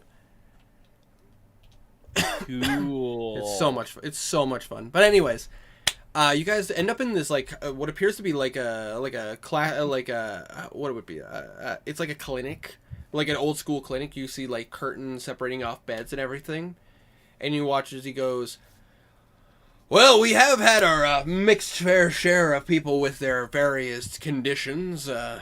Miss Annabelle here, and you watch as he pulls the curtain. You see a woman who seems pretty fine. Like, you don't see anything wrong with her necessarily, but then you look down and you see that her fingers, like there's little webbings between her fingers and everything. Very mild mutation, but definitely notable nonetheless. We have done some tests, and seems to be some kind of amphibic nature. It does help her swim better, actually. It is quite surprising. For mutations, you wouldn't think that they'd actually have a practical mean. No, Yeah. Well, sometimes you what's the phrase? It was just unexpected gifts can come from unexpected places. Absolutely. Definitely a possibility, but unfortunately, I would be inclined to disagree considering some of our patients. As you watch as he opens up another curtain, and you see an individual whose skin, like they appear to be a male human, but they're on their stomach. You are seeing that he has spines, you ever see like porcupine spines Yeah. and everything that are on their back, the needles. Ooh. You see some of them growing out of the arms of this individual, and you see these like pretty decent sized wings coming out of their back that look kind of bone like. Oh. It's a weird thing. I see what you mean. It's definitely one of those weird things. We have them on a stomach because we're trying to identify it's some kind of devilish nature, and we haven't been able to quite identify it. We're doing our best. We're doing our best, but I'm thinking we might have a solution to turning them back. But I have yet to experiment with it yet, so I'm a little iffy about doing it. Completely understandable. Will you ever find a suitable test subject? Would you be willing to test it on him? We're currently talking with some of the patients. I'm currently talking with some of my patients here, and hoping to convince them to let me give it a try, at least on one of them to see if it works. Unfortunately, this won't work on anybody who's fully changed. That unfortunately is not a possibility. For example, Mr. Oliver's wife. I can't do anything for her, unfortunately. That's beyond my power. That would be something from one of the more magic-y countries. They might be able to help her, but here, unfortunately. Maybe them Solaire folks can help. Solaire's. I don't think they heard about it. No, this Likely that news hasn't reached that far yet. No, I mean, like some of the. I'll be completely honest with you guys. A little bit of the demonic plague has hit the frontier, but it's very minimal. Like, fortunately, the frontier is not ridiculously populated like Atharia is, so it's not like they're dealing with the same problems. Not to mention, if anybody got the plague here, it'd be very hard for them to spread it. Yeah, exactly. Gun the person down. Yeah, pretty much. They would just kill him on sight, and they would just go, "Devil folk, protect me, good." Protect me, good. No, bad human. Now get up and say you're sorry. Human. Human. No wonder why Dad wouldn't let me have that poodle. No wonder why Dad wouldn't let me have that poodle. I could help convince someone if you like. pretty good at convincing people. Maybe. Or we sacrifice a few prisoners. Well, that's the weird thing.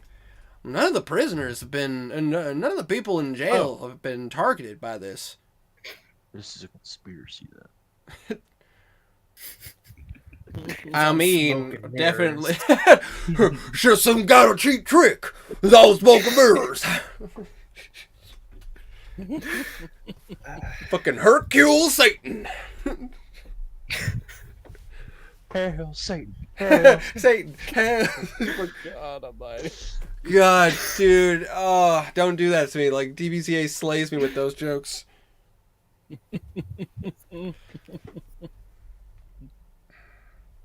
Alright, but anyways, you watch as he gives you guys a look. Don't worry about that. I'm certain someone will come around. We're currently talking with some of the people with the minor mutations to give it a try to see if maybe there's a chance to save people with heavier mutations. I don't want to start with somebody with a heavier mutation just in case something goes wrong. I want to be able to manage it if it's somebody with a minor mutation, such as the woman on the end there, Miss Annabelle with her webbed fingers. Might be able to help her with that. That makes sense. Probably make her really good at baseball.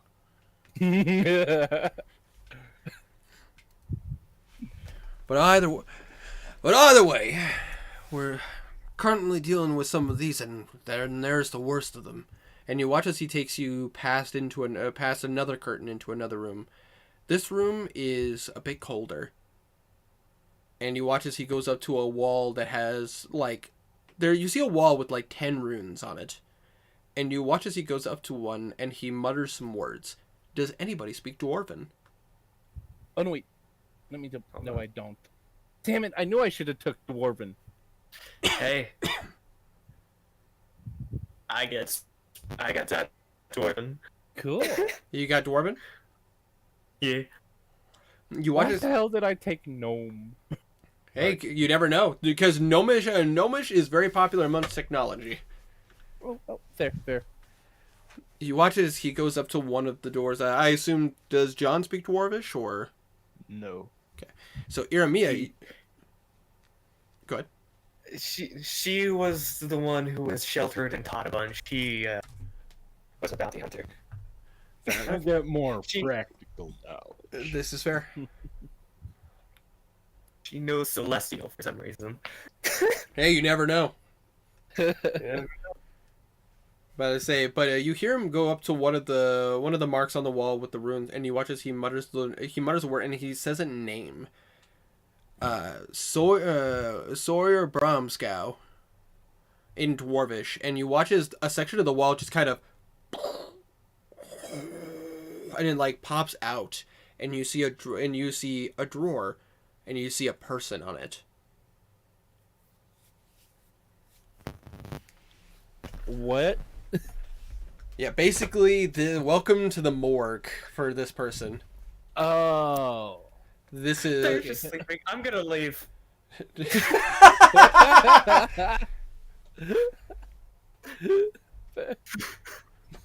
God. Poor Mr. Bromskow, unfortunately, just came down with a sudden case of death. Hiromiya just back in the room with all the fucking patients going,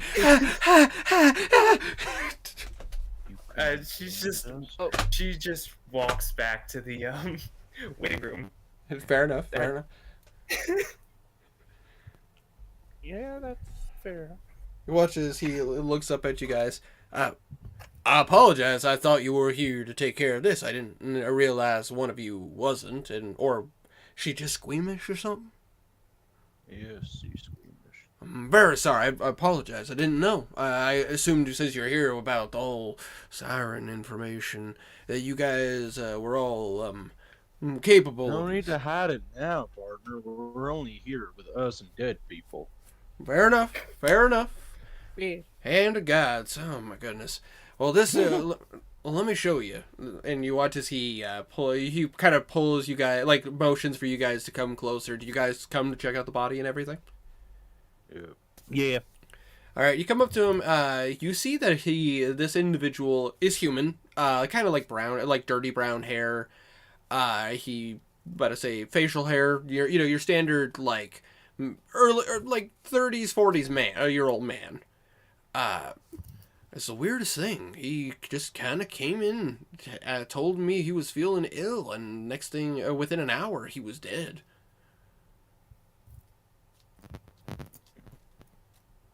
But a little bit of work, and I was able to find something.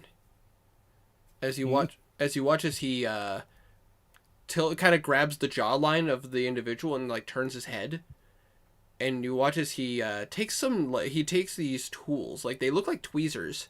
And he like uses it to pull, like he puts it in the earlobe and kind of stretches it a little bit, and you see this weird reddish ichor coming out of the ear.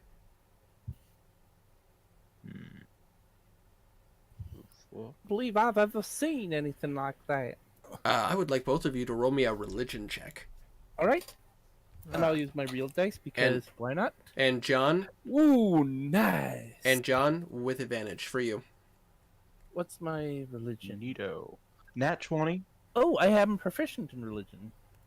18. 18. All right. On the dice plus 2, I think. I got 21. 20 win. I got a nat 20, so 20 win. For you, Mary, you've seen some of the stuff like this before. This typically happens when devils are involved. This is one of those weird instances when like you've dealt with this before because you've had to deal with like imps like terrorizing a town before. But they're typically pretty nasty, but they're normally very select. They don't really bother too many people, and there are even people who use these as familiars. But this is kind of odd seeing it come out of a human, though. John. Wow. You've seen this before. Two individuals that you had to gun down had the same ichor come out of their body. Two people that still haunts you to this day.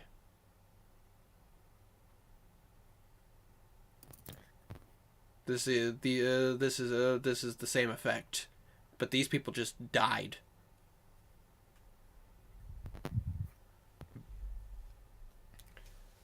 Orange. Thanks, Walf.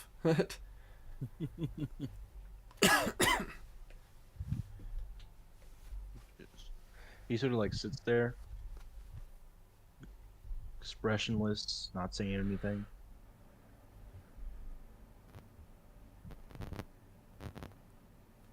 Either way, unfortunately, these individuals didn't stand a chance. I don't quite understand. All I know is it's some kind of fiendish effect. I've been trying to use some potions and some alchemical mixes for, against good and evil and protection against evil and all that. And I just haven't been able to quite figure it out. I might be able to save the people in the other room using a combination of cure disease and alter self, a very complicated elixir, but I haven't yet to try it on someone due to lack of volunteers. Yeah, I can understand that. You never know what these effects could do, especially if you're not careful, which is exactly why I'm hesitant to try it. I just don't. Unfortunately, it would be better if I had some of the blood of the creature that's been doing this. It would make it so it would be easier for me to create a concoction to counter it. If we see it tonight on our watch, we'll try and get some.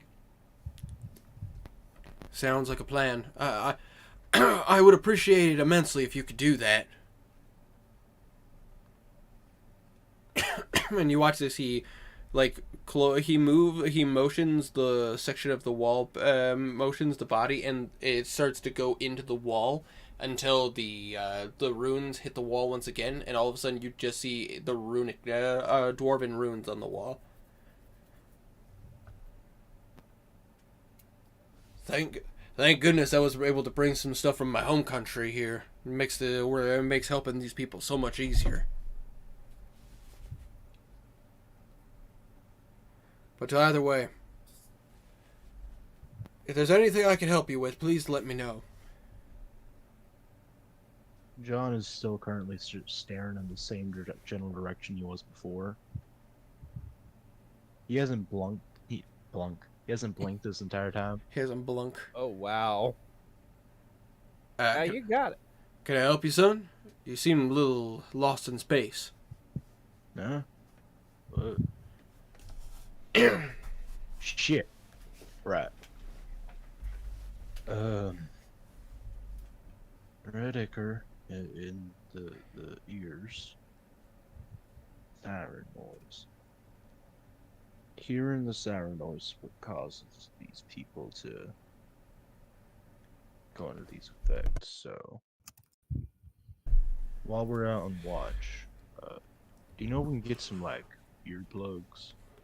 Well, you're just looking for earplugs? Yeah.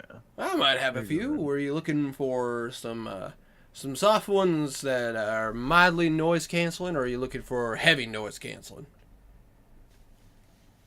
If it's a siren, then probably need some heavy duty ones. I might just have what you need. Hold on 1 second. And you watch as he goes. He goes back. He's like, "Follow me," and you watch as he starts walking back through the patient's room, the clinic room, and then back into the waiting room where Aramia is. And he goes behind his counter and starts. You hear some rustling.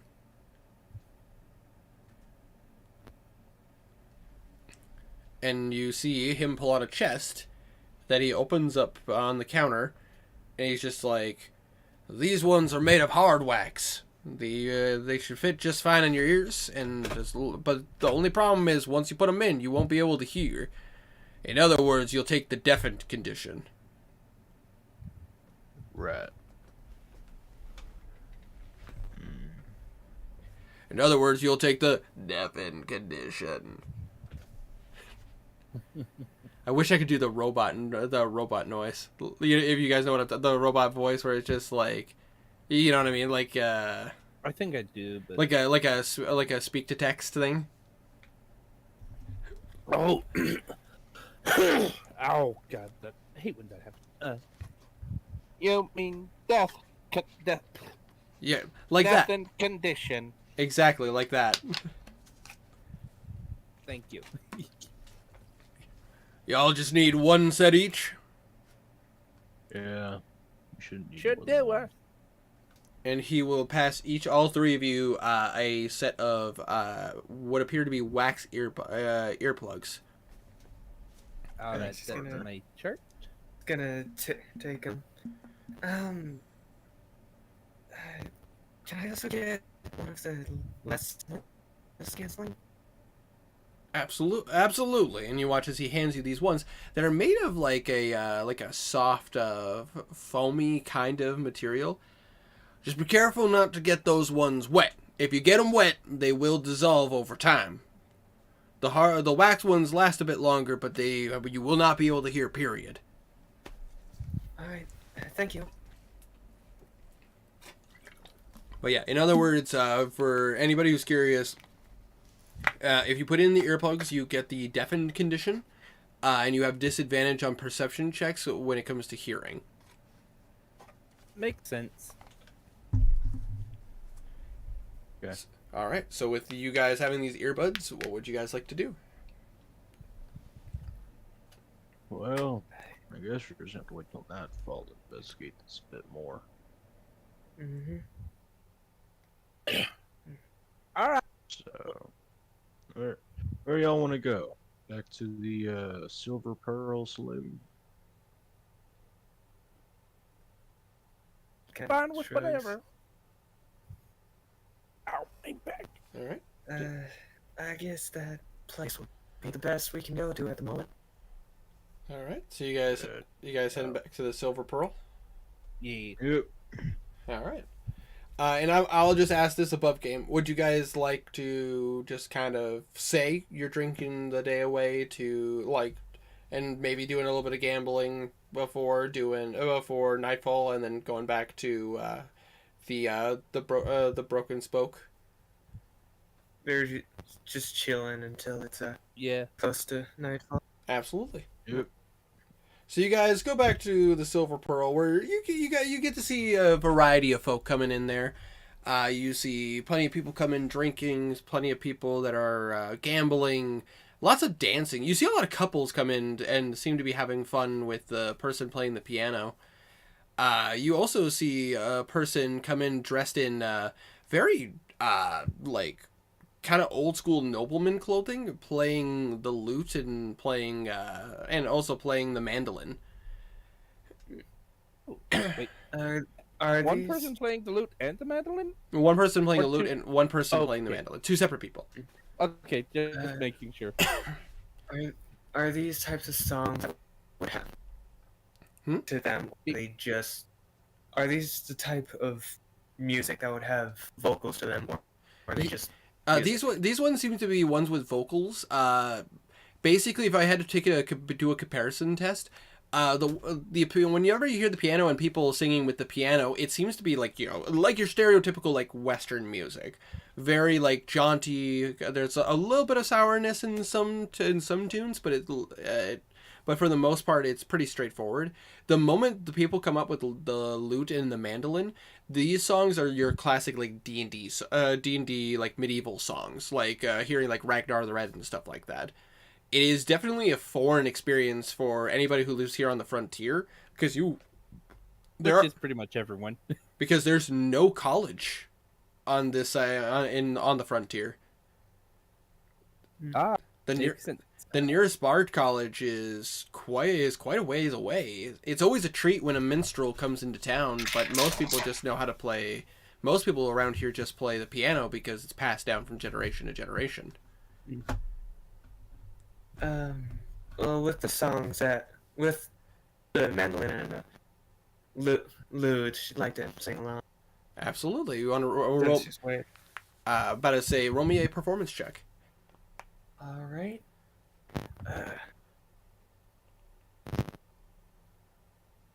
That would be a 29. 29. Nice. You kind of pick up on what the lyrics are as they kind of go into the chorus, and the moment they kind of bring it back in, you just start to sing along, and it's beautiful. It's very well done. You're not overshadowing the people that are singing. In fact, you're complementing their styling by introducing your own vocals into it. And they are very welcoming. They like kind of give you a weird look, and they're just kind of like they kind of give you a nod. And as their song kind of comes to an end, you hear the entire saloon kind of go into a raucous like yeah, like you know what I mean.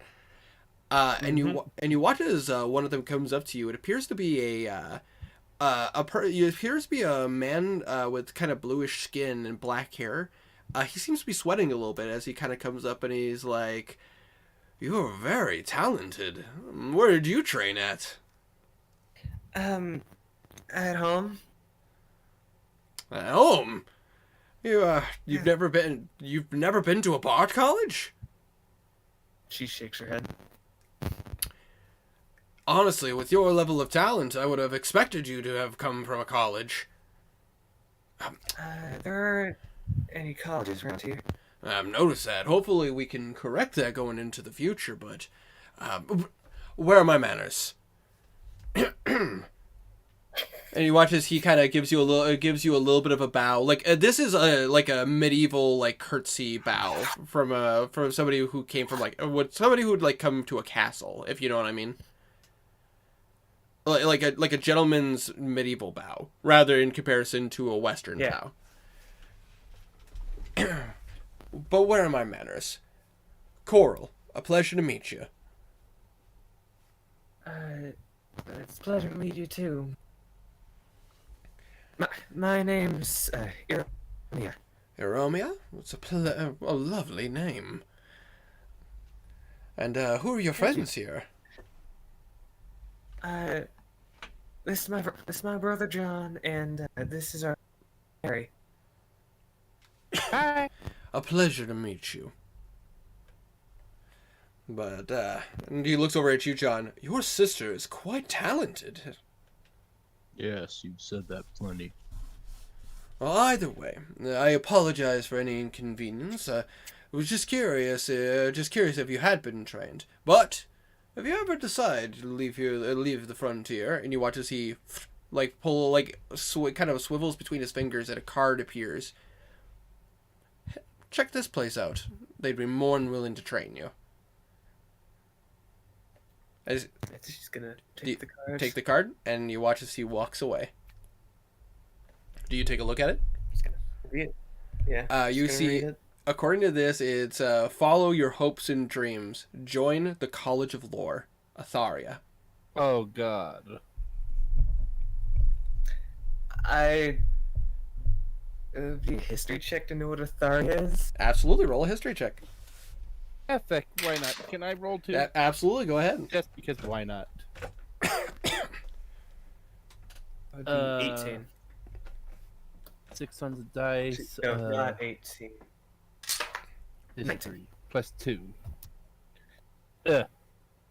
7. No, So- 8. so- Sorry, brain not working right. Mary, you've heard of Atharia. It's a thing. You don't quite know where that country is, but, I mean, it's around.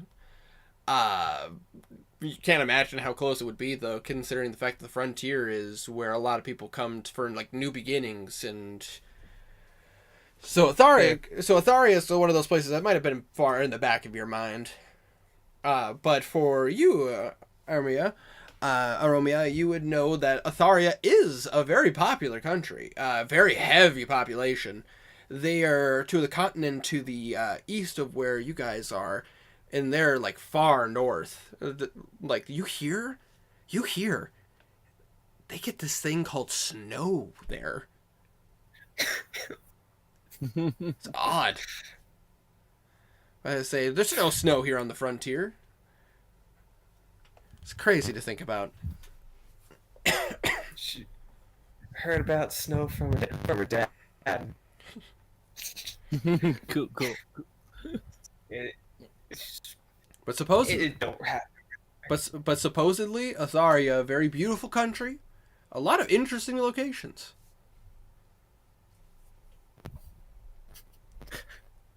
It's not a very good time to travel right now, but Yeah, yeah. Better in that might not want to go there right now, but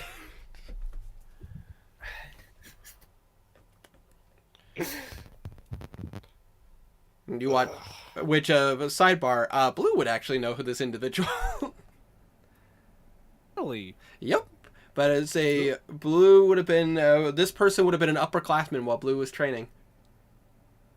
oh, Yep. Cool. well, he got out of Atharia at a good time. yes, he did. Yeah. Cool. Just figure a Not little. a second too soon. Just figure I'd let you guys know a little fun fact. It's like, yeah, no, he was there when Blue was training. This was the upperclassman at the time. I'm about to say Blue would have been like maybe his third year or fourth year into the College of Lore when this person would have been doing their graduation performance. Good to know. Good to know.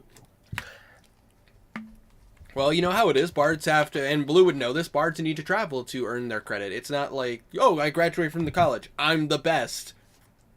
No. They have to travel to earn their merit. And I mean, traveling Atharia on its own is an amazing feat, all on their own, to be able to go to all the places on Atharia, let alone other countries. But you guys have met, in the Solaris campaign, you guys have met bards that have traveled through different countries and continents. One of them's part of the heads of the Thieves Guild. Sorry, read what Tiny said. Oh, Thanks for the invite. I instantly forgot his name.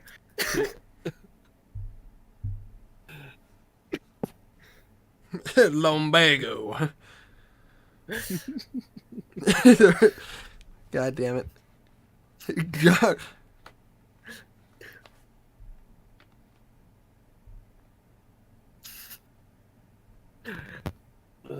Why is my face twitching?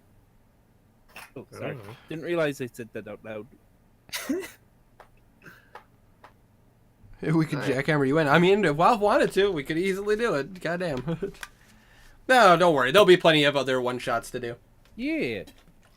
Heck, this might even be a 2-shot, given how late it's starting to get. It's very true. You never know. Fine.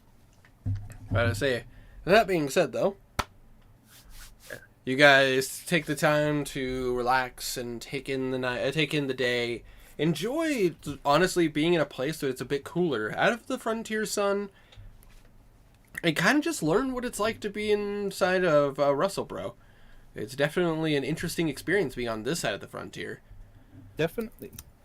But people are very happy and very jolly, and there doesn't seem to be too many issues. Some people talk about the hardships of this area.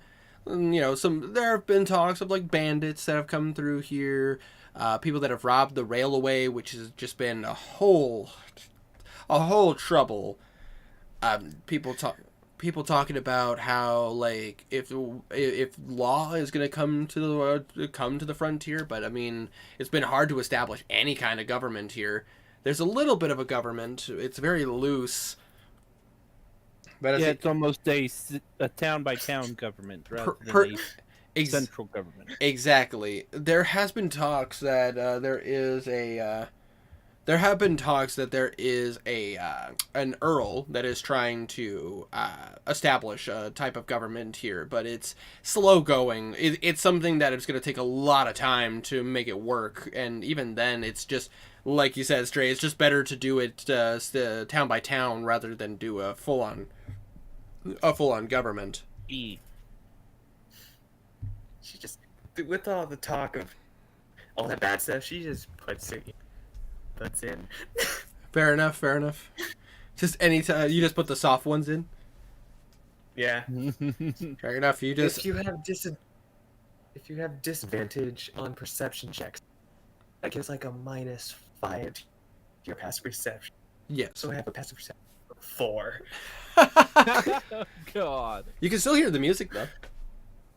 I can still hear the music, but it drowns out all the Yeah, sadness. most of the talking you just hear the wah wah wah wah wah wah wah wah wah. But you also hear like some of the better conversations. It seems like there is a Bard College that is trying to form here on the frontier, but it's slow going. It's nothing. Unfortunately, that's another hard thing to pass here because of the fact that you gotta. Bunch of yeehaw. Yeah, you gotta have a bit of a you gotta have a place where it's easy for people to be able to attend the college, not let alone having the land space to do it. But I mean, it's a possibility. People have been talking about it. There has been the first. They have talked about the first ever goblin mayor that operates here. Cool. Pulling up his name, here it is. Sorry. Mayor Krusty Gerbelson is the mayor of Russellboro. Let's go meet him. They do tell you where you can find him if you wanted to. He's at he operates from a place called. Hold on a second, pulling up the proper town. I posted an image of a goblin, and then there was. That's the person who runs Russellboro. I can't help it. Like I wrote this a while ago. I know, but that luck. That randomness of. He operates in a place called the Desert House, which is apparently one of the main buildings in the town square. Apparently, he's the first one to pass the law that if people have a problem and they want to settle it, if they want to settle it outside of the court and rather do a situation where it's just one-on-one, he is the one who introduced the high noon rule, where if you want to settle it out of court, you can do a standoff. Cool. Makes sense. Also, sidebar, Yurok, welcome to the chat. Hello. Hashtag Portlog Bros for life. It's been a while. Nice. It's been a while, my dude. Yeah. But you guys take the time. The day passes by, and as it passes by, the sun starts to go down a little bit. Do you guys make your way back to the broken spoke? Yeah. I think so. Yeah, it's, best we head over there. All right. So you guys gather up your things, finish your drinks. I assume you went a little light on the alcohol this time. Definitely. John?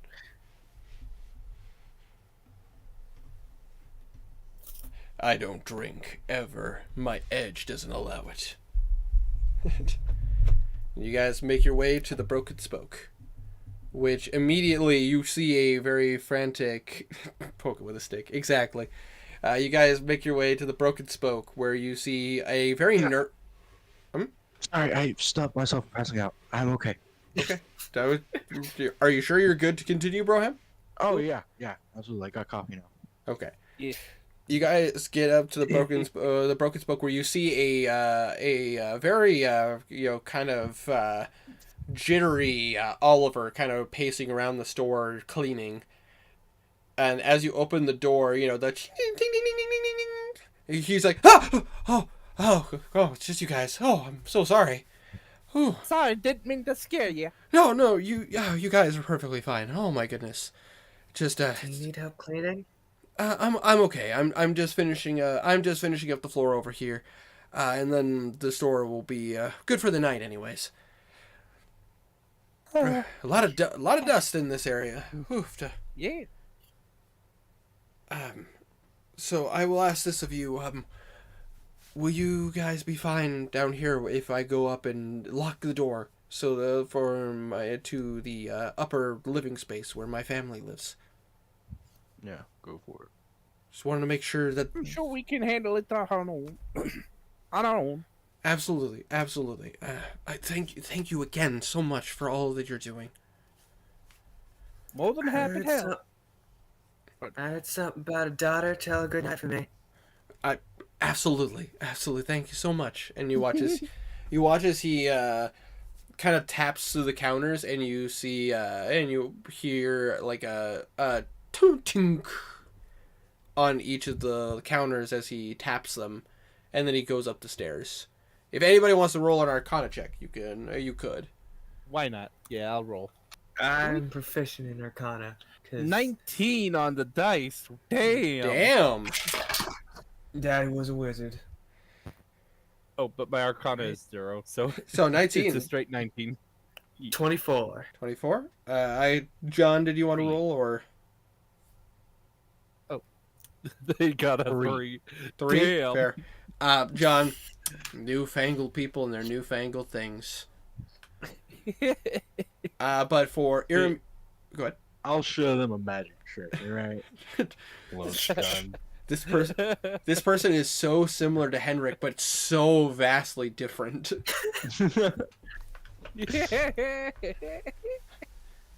Let's see. And then, but for Iramia and Mary, you notice, you recognize this spell. This person has a spell for his counters called Arcane Lock. That when he taps it, that was a very loud, you heard the clicking sound of like a padlock. He magically put a spell to make it so that his counters could not be opened, and like all the cases and stuff couldn't be opened. There. Nice. I say, hey man, on the frontier, you got to be careful. Yeah. Well, to keep yourself occupied, just gonna make sure it's good and clean by using prestidigitation to clean around. All right, so you're taking the time to just help clean up a bit more. Yeah. You start casting prestidigitation, and you can tell there's a lot of dust in this place. Turns out, when you run a store that's in a desert, essentially, there's a lot of sand and a lot of dirt. Yeah. So with a little bit of time and taking your time, you can get this place looking spick and span and looking pretty. That's what she's gonna do while waiting for singing. Excuse me. And Mary, John, anything you guys wanted to do or... she's gonna be just looking out the window, keeping an eye on things. John's Absolutely. going to perform some regular maintenance on his repeater. Absolutely taking the time to make sure the gun's clean, make sure there isn't going to be any backfire or anything like that. Yep, making sure no dust got in the firing chamber, make sure nothing misfires. Absolutely. So you're taking the time to do this, and 10 minutes go by. A half hour goes by. An hour. 2 hours. The sun is fully set. We're past dusk now, and we're getting into night. As you see the moon start to come out. What phase is the moon in at the moment? The moon is currently, hold on a second, checking my notes. You know what? I'm going to do this for funsies. Hold on. Okay. Oh. That's not an important question to anyone. It just me. What I am. It is a full moon out tonight. Oh. We're getting frisky tonight. Whap, whap, wow! Bad Little Girls is getting good business tonight, apparently. Oh Lord! It's a full moon. I thought you meant good little girls. God, cursed. Mm-hmm. All right. So as the night progresses and it's very quiet, but I say, you suddenly start to hear a sound. It's very quiet at first, and it starts to come in a bit louder now. Does anybody speak? Does anybody speak? Oh gosh, looking for the proper language. Latin. No, not Latin. I mean, it would be pretty Latin for anybody who lived in the Old West. Hold on a second. Speak. No. Hold on. Give me a second.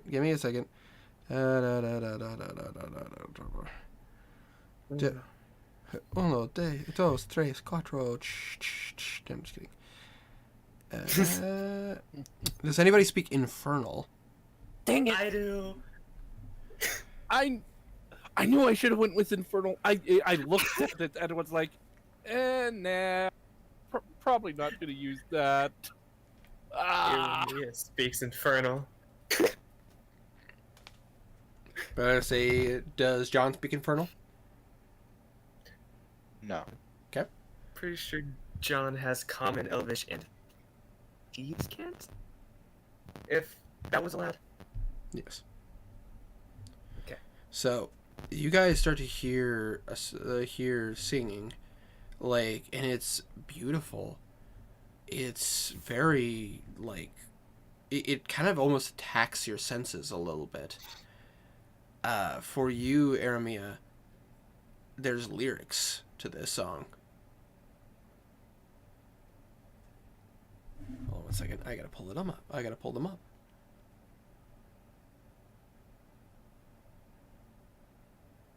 She's listening to it. She's gonna pull out her music box and start singing along.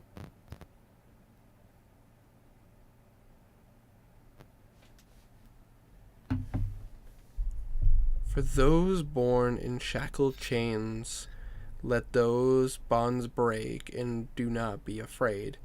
I offer you freedom from this mortal coil and allow you to have wings to free you of this soil. And it's almost these lyrics over and over again. It's kind of on repeat.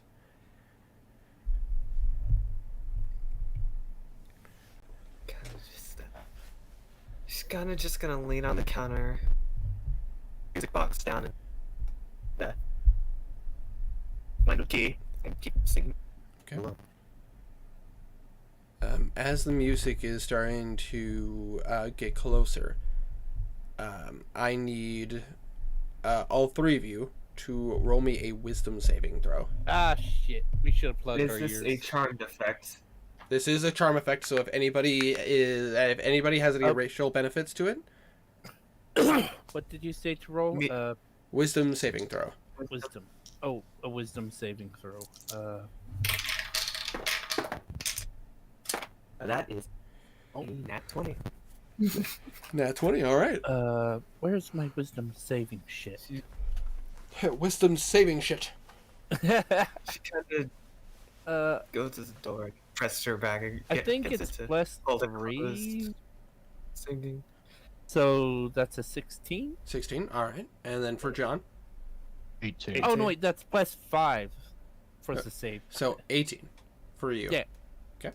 Yep, you all three pass with no problems. You start to feel this weird effect go through your head, and you just kind of shake it off, and it's just like, whoa. Put in the earplugs now. Okay, you put in the earbuds. Yeah, Mary will put her earplugs in. Okay, and She's, Ermia. yeah, she's gonna put them in, but she's going to, now that it's been a bit listening to the song, she's just gonna singing it to herself. All right. You put in the earbuds, and immediately it's silent. You can't hear anything, and you kind of wait a minute, 2 minutes, 5 minutes. Mary is still looking out the windows, though, just to clarify. Yeah, is she? Yeah. Yep. Just wanted to make sure. All right. Yeah, just to clarify that. Yep. Nope. Makes perfect sense. Hold on 1 second. Sorry if it sounded like a Is- question. I meant to ask a comment. No. You are Uh, you are perfectly Brain fine. kind of misfiring. Is there a window on the door? There is a window on the door. Yes. She's, Yomiya's kind of looking outside, well, singing to herself. Absolutely. And you guys taking your time. Hold on 1 second. I'm just I'm pulling up my notes here. Do.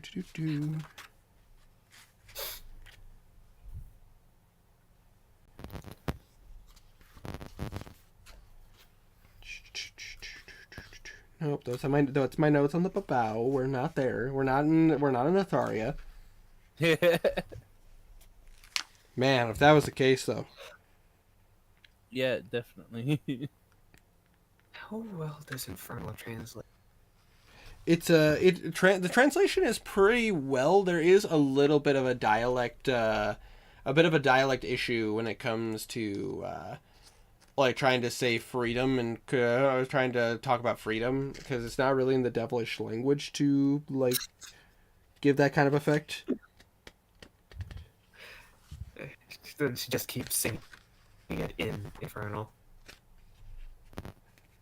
Which is fair, but now that you are, your ears are covered, you're not feeling the effect of. You're not feeling the direct effect, thank goodness. Okay. Fair. Yeah, sorry, this is taking me a second, guys. This is No worries. because what this could lead into, I want to make sure that I am got all my notes proper. The only problem is I got 2 books. Understandably. Half-elves. Got a lot. Half-elves are immune to magical sleep and resist the charm effects. Oh. Oh my goodness, this is all my demon stuff. We're not dealing with demons here. This isn't Atharia. Not dealing with demons. We're not dealing with demons here. We're dealing with devils. We're dealing with devils There's a here. difference. There's a very much a difference here. If you guys were dealing with demons, I'd be a lot more scared for you guys. She's Eromia kind of puts a hand on her chest and uses enhance ability. Can you twin spell? Enhance. Yeah, you can. You can, but you gotta make sure you mark the sorcerer point. Yes, I was just thinking if you could.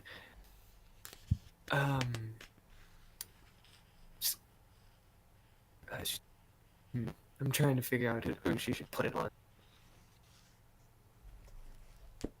because she's going to give the enhance ability wisdom effect on 2 people.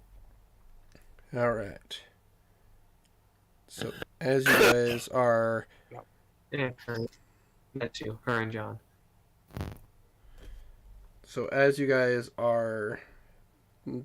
keeping your eyes peeled now, you'll notice that there are these creatures, these 4-armed, like furry, like fuzz-covered creatures. When they look around, their eyes, there are no pupils. They're like pure white. Ooh. They're kind of like, the best way to describe them is that they look like you know what? I'll take a picture and so I'll show it to you guys so you can see what these creatures look like. Oh, cool.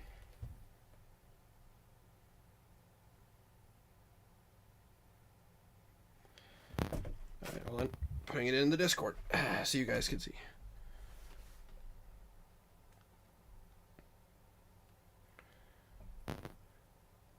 Ooh. This is what they look like.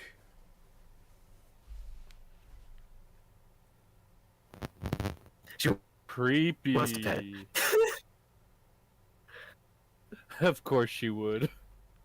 She wants to pet it.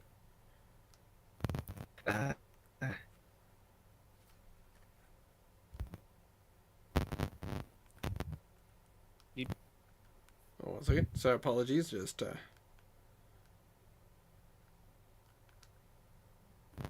there we go. Worries. Don't worry. Be happy. Don't worry, be. And as you can on, you see them look into the glass and they see you and they're just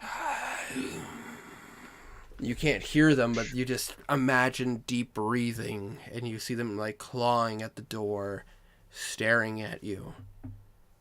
Should I shoot him? Y'all can't She's hear me. gonna. I'm shooting. We heard you. Oh wait, no wait. Technically, sorry, brain. We couldn't hear you. That one dude opened the door and then his wife opened the door. Don't shoot them. Hero's gonna keep singing and use a minor illusion to create a tiny version of one of these creatures. All right. So as you do so, you suddenly see a figure behind the 4-armed creature. It appears to be like almost snake-like in body, but its upper body, you see these long appendages, and it's almost like it's floating above them. And you watch as the door starts to you suddenly see the door start to crack. Like you watch as the door is starting to break off its hinges. And I'm going to show you what this creature looks like. Just because... Can I roll a performance for her singing? Oh, I meant to ask. What would I have to roll to see if I had any idea what these are? Oh, Or- in that case, roll a Arcana check. Okay. 1 sec. Yes. Can I roll Arcana and performance? Single it Yes. is. And by the That's a way, flat figure out- 14. this is what that creature looks like. Ooh. Creepy. Do I have to roll for each one? Or Roll, would I roll me 2 separate Arcana checks. One for the first Okay. creature and one for another. the one for the thing with the 4 arms is a 14, and hold on, my dice rolled behind my monitor nice 17 for the other. All right. So, 14 for the first one. Did anybody else want to roll Arcana checks for these things? Hold on. That would be 3 plus. That would be 30. Okay. Okay. All right. So what do we got? Nice. 23 Arcana for the first. 30 performance. 30 performance. Well, performing. You sound amazing. It's so sad that they can't hear you perform. Like honestly, you'd show up half the people at the. In fact, it's amazing that you can't even hear yourself. Sorry, just a stupid thought. No, it's all good. I mean, it's true. The person trying to sing while deaf she's would be using struggling. the softer one, so she could probably hear herself. Sorry, You're good. realization. Okay, so for the first creatures, these 4-armed creatures, you would know these creatures are called Chitines. These things are normally dedicated followers of Loth, the goddess of spiders and lies. But these things would normally be in the Underdark. Like, they wouldn't come up to the surface. It's so weird to see them here. But they also don't... They're not acting like they would in the books you guys have read. Like, normally they're chaotic and crazy. There's no, like, plan, rhyme, or reason. They typically attack without, like, having a second thought. But they seem to be listening and doing what they're told. Sorry for interrupting. Just checking, is Moore still awake? That's a good question. Yes. More? Okay. And with the second roll, what did you get for your second roll there, Stray? A 17. 17? Nice. I'm pretty sure it's 17. You have heard of these things. These are called... This is the thing called... They're called a desert harpy.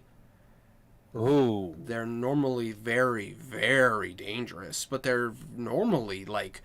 Normally you wouldn't find one of these things unless they were deep. These creatures are typically deep in the desert. They lure people who get lost and try to take them to their lair so that they can, typically, what you would think, eat them.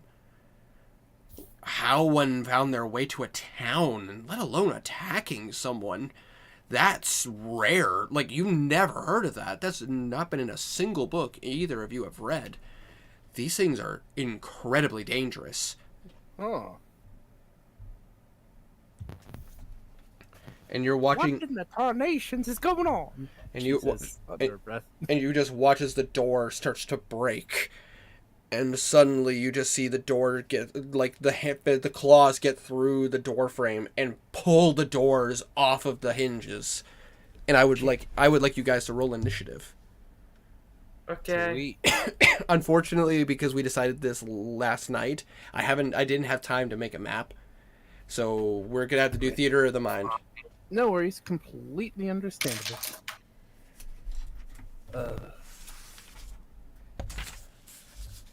Oh, whoa! 19! That's straight up on the dice. Oh, +2, so 21. 21. Yeah. 21. Alright, go on.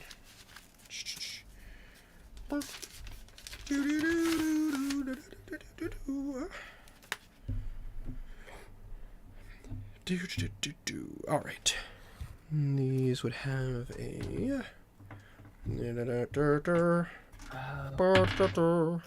Okay. And...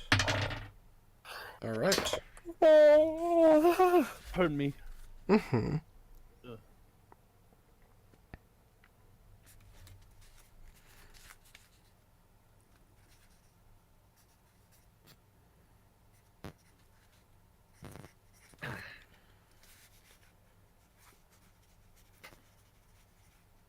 What you guys get?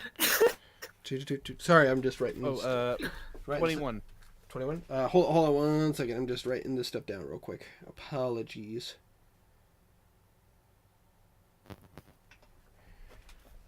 Let's see what I get. And Moore got 17.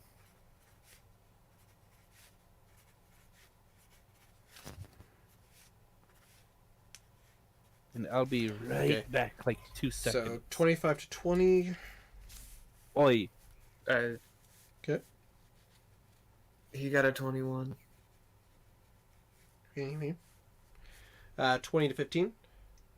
17. And for Mary. Sorry, for... Mary got the... Sorry, no, I apologize. For... I'm going to struggle with your name, like, over and over again. Aromia? Aramia? Just call her Mia. Just call her Sorry Mia. if you were Mia? calling me. And then for Mia, what did Mia get? A 4. A 4? Oh God! Damn, she either rolls high or low, no in between. No in between. No in between. She was Um, looking through the door window, so it got ripped off its hinges. Gun, please. gun, please. All right, so starting off the top of the round, normally there would be an effect, but because you guys are wearing earbuds, you can't hear it. So therefore, the beginning fight effect does not work. Sweet. Hooray! So Mary, you are up first. Currently, from where you are, you see that there are 4 of these chitons, and one and right behind, well, kind of in between them, you see this desert harpy. Hold on. I'm trying to think of what magic I want to use. Absolutely. Probably best I save my magic for shit first, in case shit gets really rough. So I'm gonna just attack with daggers. Or wait, no, I'll use my bow staff. Yeah. Okay. Sorry, brain spasming. So first I roll to hit. All right. Are you gonna go up to one of the creatures to try to whack it, or would you rather yeah. blast it with a cantrip, or? Well, I don't really have any attack cantrips. I don't think. Really? So I could- That's a warlock? Eldritch Blast. I should have picked. I was thinking of like healing shit. Being like a healing warlock kind of shit, because Oh. I have some of this stuff that allows me to heal. Brain not fully working right now. You're Sorry. good. Let me double check. Actually, can I use? I'm not sure what magic armor actually does. For your magic armor, you're talking about your invocation. Yeah. It would allow you to cast mage armor at will without mage armor. without burning a spell slot. Which basically means that if you tapped yourself, you could increase your armor class to 12 plus intelligence. Thank you. Oh wow. So that would be like my intelligence modifier. Oh wait, that's not very good. I won't do that right now. Sorry for kind of rambling. No, you're good. This is technically your first taste of actually playing a full on warlock. So Yeah, fair. You know what? Yeah, Yes. for now I'll just you also give got it a wacky with my quarterstaff. whack with the quarterstaff. All right, roll. Are you gonna hit one of the chitons, or are you gonna go directly for the harpy? I'm gonna hit one of the titans because I'm assuming, based just as a random guess, that they are slightly weaker. So, yeah. Absolutely. Have you go ahead and roll the hit. Why does it keep rolling that way? It was a. Oh, I could have fudged it there. 9. 9. On the dice. So, quarterstaff is a. My brain just. 9 plus your proficiency plus your, in this case, a quarterstaff, so dexterity or strength, because it's a versatile weapon. Oh yeah, I'll. Oh, so yeah, I'll use my strength, which is a +1. So And 9 plus 2 plus 1, so 12. yeah. 12 unfortunately does miss. They have pretty tough natural armor. Fair. So as you try to hit it, you watch as the creature like brings up one of its daggers and just kind of was able to block it. Yes. Actually, never mind. It's a devil, so the spell probably wouldn't work anyways. I was gonna see if rolling high on the Arcana would tell me anything about the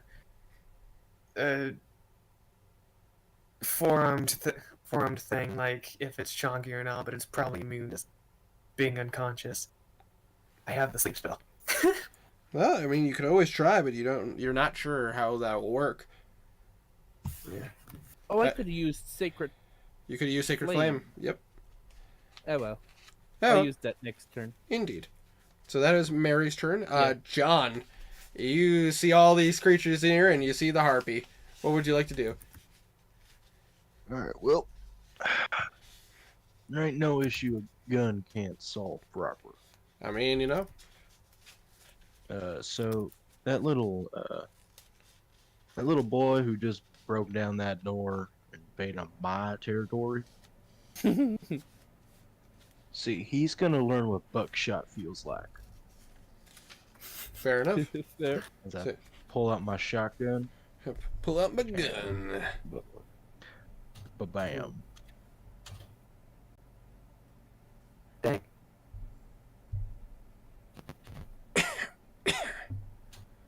That is a 15 to hit. 15 to hit. That. Hold on a second. On big boy. That hits. Yes. Alright. That was a close Mary. hit. Mary, John, everyone else. He takes Nice. 14 piercing damage. Nice. You guys hear a loud ring as a cocoon goes off as you hear the blast of a shotgun. It hits the No, we creature. don't. Oh, that's true. You guys don't hear anything. You just see the creature. Well, I mean, Mia might hear a little bit something, but yeah, that's all. That's all she. No, hears she a has little to- bit. Yes, the full plugs in because you. Oh, I told her thought she to. had the other weaker, the foamy plugs, which weren't blocking all the sound. She used those for music. Okay. All right. So, John, you take your shot. Is there anything else you'd like to do with your turn? I don't think so. All right. So, place a card face down. End your turn. Yeah. All right. So after John, it is the Chitons' turn. The Chitons are not a fan of you guys. Two of them are going to go to Mary and try to attack her. And one... What's up? What? Who Huh? has the gun? Me. And then you watch as the other two run past Mary and try to... One goes after John with his gun, and one goes after Iramia. With their speed, they're able to get to you guys. Oh shit!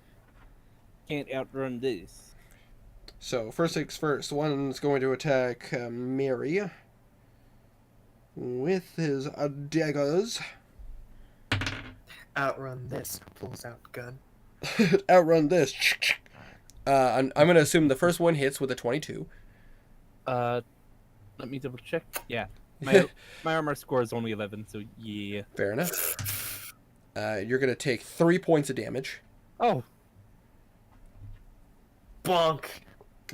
And then the other dagger. Yeah. Other bonk. 13, which you have an armor class of 11. Yeah, So it It's hits. an armor class of 11. I'm not sure. What kind of armor are you Oh, wearing? I think. Let me double check. Wait, it just said. Hold on. Even if you How do were I- even if you were wearing just Oh. even if you were wearing just clothes, it'd still be 10 plus your dex.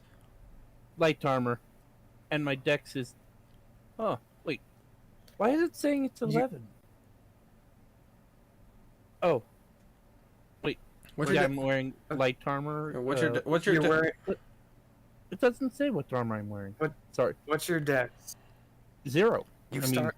so The yeah modifier is 0. so which means your dex That's 11. so which means yeah Oh. you're wearing leather armor and yeah it would be 11 plus your dex, which you have no dex, so Oh, okay. which is why yeah. having the armor is why having armor of shadows and stuff like that as a warlock means you could cast mage armor at will, so it gives you extra protection. But didn't you say that was like? Oh, my intelligence is. I thought I put more into intelligence. Hold on, Sorry. no, you're good. I'm gonna pull up this ability I'm- real quick. Tired. No, you're good. Hold on 1 second. I'm gonna I think I fucked my character over. It's a good thing it's only a one shot. Indeed, and if we revisit the frontier and everything, we could always make some adjustments. It would up your armor class from like 11 plus your dex to 13 plus your dexterity modifier. Oh wait. So yeah, still. And because you have that ability as a for invocation, you can just cast mage armor at will. It's not concentration, and it lasts for 8 hours. Yeah, but I mean, it doesn't do anything since the dexterity modifier is 0. It would right? still boost your armor class from 11 to 13. Oh That's shoot! still I should have too used that then. Oh well. Yeah. I'll use that next term. Hey man, as a spellcaster, you learn. That's just the way it is. How much damage did I take in total? You took 3 from the first attack, and I rolled really bad. That is 3 from the second attack as well. So 6 total. Bonk. I'm a lucky. You're a lucky person. I rolled 1 on the dice twice. All right, now the one that's attacking John. Right. 22 to hit. God, I'm rolling 18s on the dice. You're taking 4 points of damage. Oh. These things are not very strong, or they're just rolling bad. They're the minions. Mia, does 13 hit you? No. Okay. One of them tries to stab you, and you're just kind of like, ah! She parries it because she is proficient with the shield. Fair enough. You were able to parry it. She is. Yeah, what are you doing, Region? All right. She's a sorcerer. Shield and chain armor. It's great. Anyways. And that is the chitin. That is the chitten's turn. It is now the desert harpy's turn.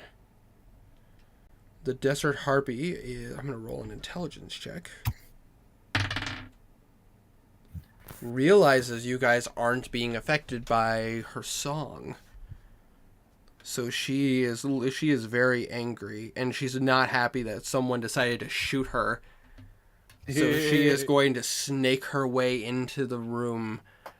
It almost looks like her wings kind of phase through the wall.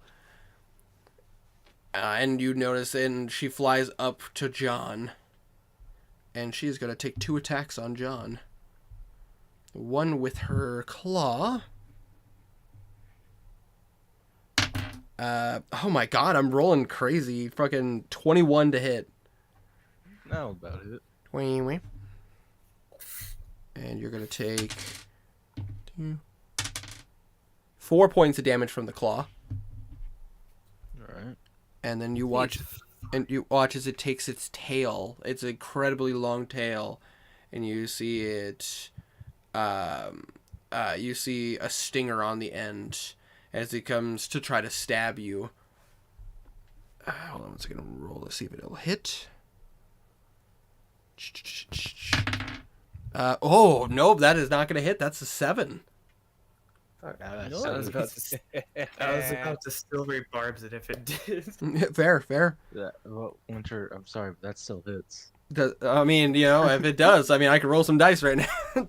No, I assume a 7. I assume a 7 in total misses. Yeah, it does. It tries to bring up the stinger, and you're just kind of like, ah! And the harpy just looks at you angrily. But I say that is the harpy's turn. Mia, it is your turn. You have one of these chittens right on you. 2 chittens attacking Mary. 1 chitin attacking John, and the harpy attacking John as well. So, the harpy and the thing beside John are within 5 feet of each other, right? Yes, they are within 5 feet of each other. Okay. She holds up her hand and kind of squirms a bit, and then covers her eyes. Leave her alone! I need both the harpy and the thing to make dex saves. All right. So the chitin dexterity saves.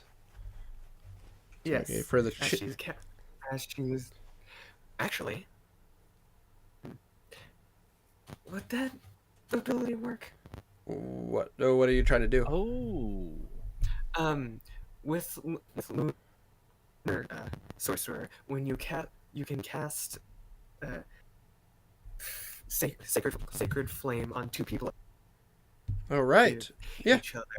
But sacred flame normally targets 1 person, so it can be twin spelled. Yes, that is correct. So I could target 1, 2, and then twin spell them. Yes, because Four? basically, if a spell only has 1 target, you can use your sorcerer ability, use a sorcerer point to twin spell it, so it'll hit 2 targets at once rather than just 1. Cool. But using that ability, it would hit people. Yes, but with Sacred Flame, it's specific targets, so it would only hit 1 target, but with your ability, it would hit both of them. But it does cost a sorcerer point.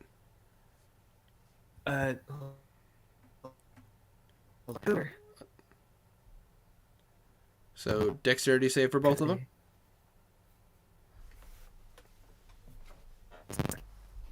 You're kind of cutting out for I know. So Moonfire.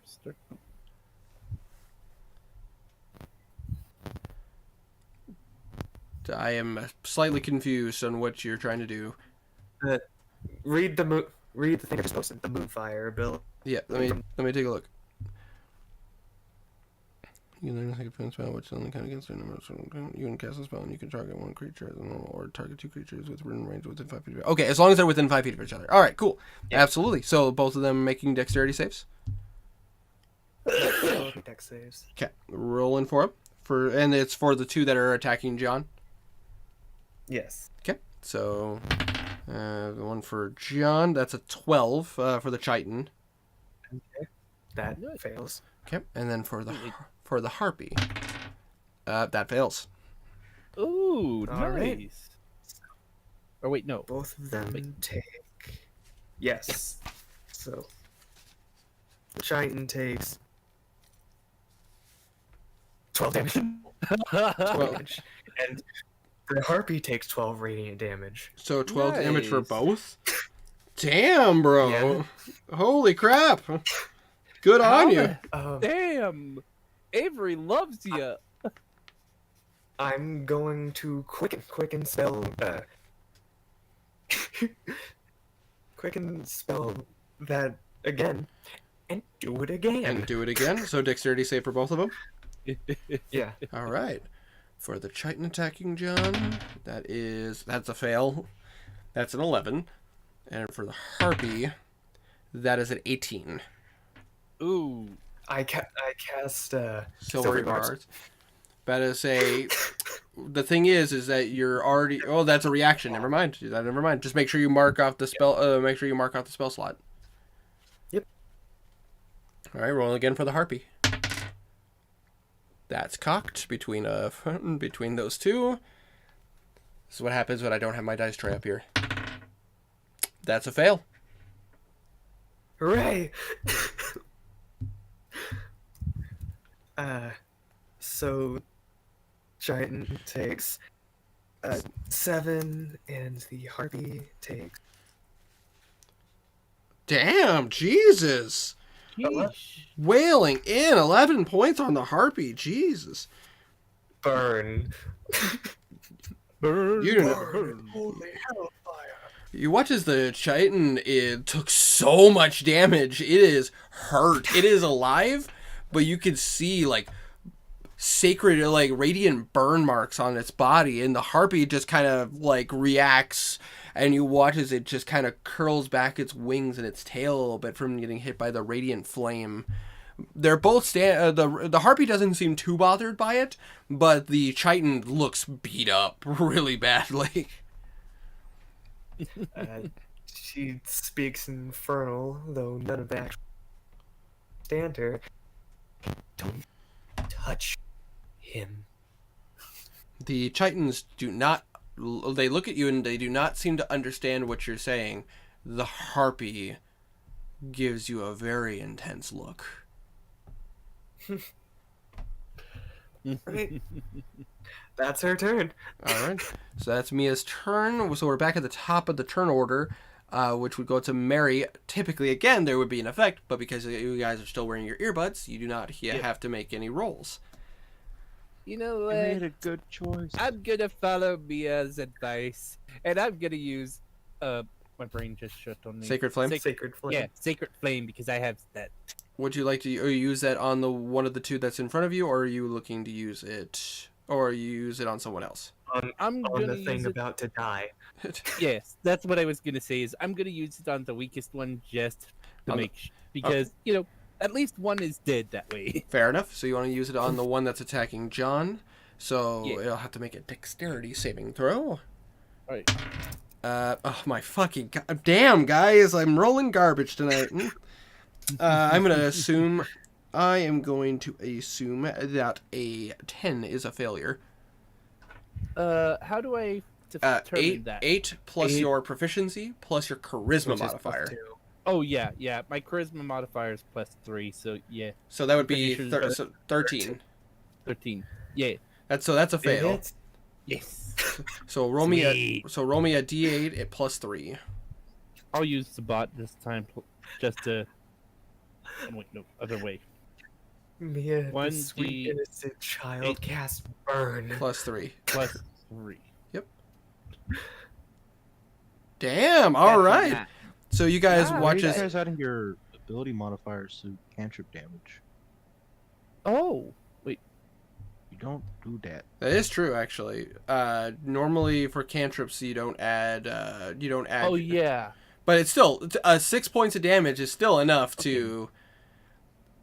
But I say six. Yeah, that's fair. 6 is still enough to you kind of look over and you just Mary, you kind of follow Mia's lead and you release this sacred flame and you watch as this Triton attacking John gets engulfed in radiant flame, and you watch as the creature just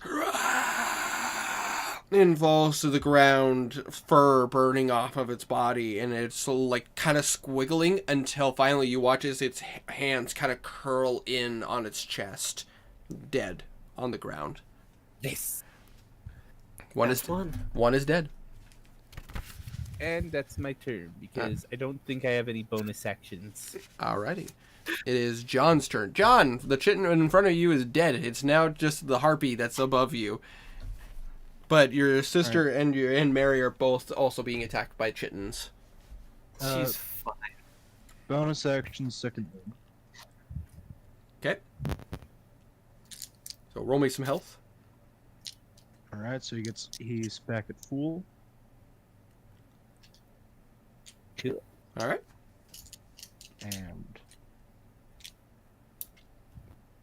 he's gonna shoot the harpy with a shotgun. Absolutely. Roll the hit. And then I'm gonna spend a point of grit to do a winging shot. I think that's what it's Nice. called. Yes. And remind me, dexterity saving throw? Well, winging shot. It is a strength saving throw. Strength saving throw. I was trying to remember. So let's see if you hit first.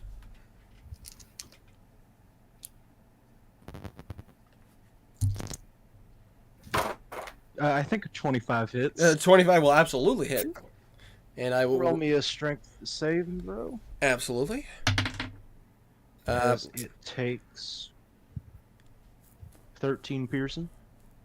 Nice, 13 piercing. Damn, guys, doing some damage. Gotta say, this creature's actually looking hurt now. But I say, I am going to assume an 18 succeeds. Oh, it would. dang. That's a strong creature, dude. Okay. Yeah. Then he's gonna switch to his repeater. Mm-hmm. Action surge. Nice. He's gonna shoot it and pump in 2 charges and a point of grit, do a violent shot, and 2 charges of lightning. All right. Yeah. Hold on. Since you use silver barbs, you get advantage on that. All right. Oh, no. Yep. Silver Barbs Okay, is a so really good spell. Yeah, that is a 22 to hit. 22 to hit? Absolutely. All right, perfect. So 2d10 piercing plus 2d10 lightning plus 4, Mm-hmm. 26 damage. 26 damage? All right. Goddamn, guys. Holy cow. It's a good weapon. You guys are We're a kicking good butt. team. All right, so you If it does matter, 12 of that is lightning. 12 of that is lightning. It does not in this case. Hooray. This creature does not have an immunity to lightning damage or resistance, from what you could tell. Alright. It hurt. That's all that matters. Yeah, that's my turn right there. All right. It is now the Chitin's turn. The Chitins do not. The Chitins seem to react to the Harpy taking damage. They do not seem happy about this situation. One of the Chitin in front of you, Mary, the two of them are going to attack you. Wiggle, wiggle. Die. But I say the one of them in front of you takes a swing with his dagger. That, oh my gosh, 22 to hit. Oh, yikes. I'm either Yeah, that hits. I'm either rolling really high or really low. That hits hard. Ooh, 4 points of damage.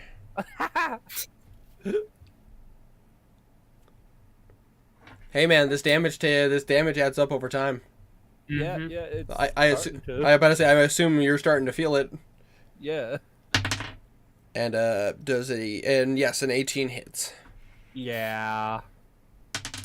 and 3 points of damage. Everything. Just ignore May. And then got blasted. Yeah. And for that is their turn. Iromia. It looks at you, and it is going to first of all use its bonus action and look in John's direction, and you just see it kind of like it looks like it's about to throw up and regurgitate, and it shoots something in John's direction. John, I need you to make me a dexterity saving throw. Yes, sir. Do a flip. Ow. Oh. What'd you get? Oh, wait. 9. 9. That is a failure. John, as you're trying to like so focus on the siren, you're doing a lot of damage. All of a sudden, you feel a stickiness hit you. You're trying to keep your grip, and suddenly you drop your gun. That's for my own thing. You are currently restrained. You're like you like, and by drop your gun I mean like not on the floor, but like kind of drop your gun and like it's like in your fingers but not quite fully in your hands. You cannot move. Neato. And it is now the creature is going to look back at you, Mia, and is going to pull out a second dagger. It's going to take 2 swings on you. All right. Does a 20 hit? Yes. Hey, I gotta ask the question. You take. I do. What did I say? You take 3 points of damage from the first one, All right. and from the second one, that is a natural 20. Ah. Hey, better with the chitin, Ooh. better with the chitin than with the harpy. I'm just saying. Yeah, definitely. Misses. But you do take 8 points of damage. Dang, tough. As this one actually stabs into you. And that is the Alright. chitin's turn. It is now the harpy's turn. The harpy looks at you, John, and if you could hear, you imagine it would be a very frightful and terrifying scream, but you cannot hear a thing. And it is going to attack you with its claw and its stinger again. And because you are restrained, I need to remind myself if that is advantage. Attacks have advantage on you. So first things first with the claw. That claw. Well, thank God I have advantage. That was a 3. Oh, come on. Even with advantage, that was fucking Ooh. 13 to hit. Miss, bitch. God damn it. Damn. All right, but now with the stinger with advantage. That's better.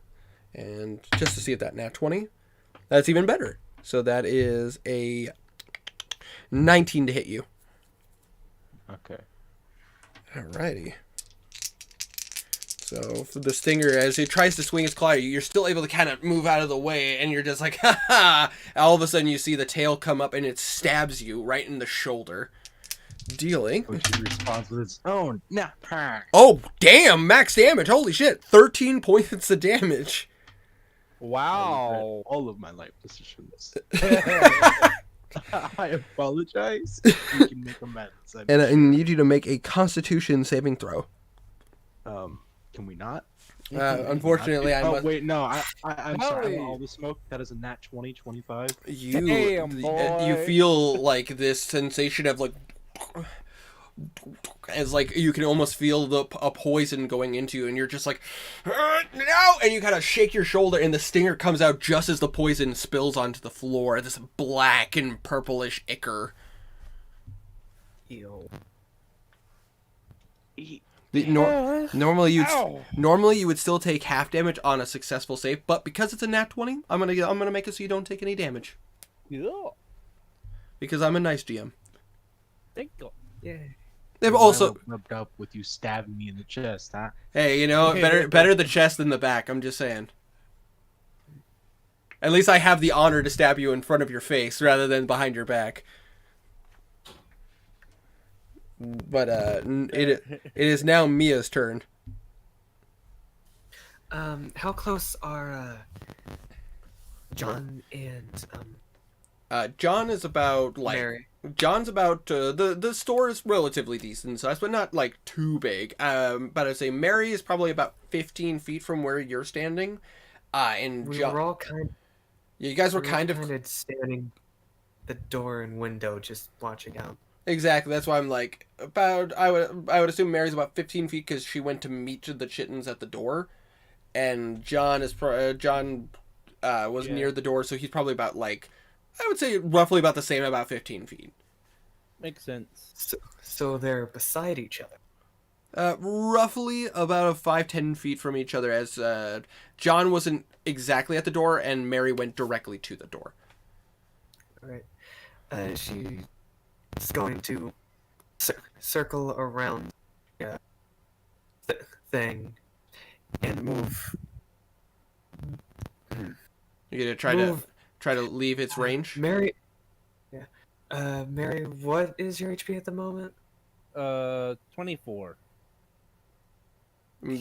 The 24 currently or 24 max? 24 currently. The max was I can't remember. My brain just shat on me. 36 or something. like that. Nice, goddamn, good health for a warlock. Well, that's partially Well- because I took a bunch of different packs. Well, not a bunch of different packs.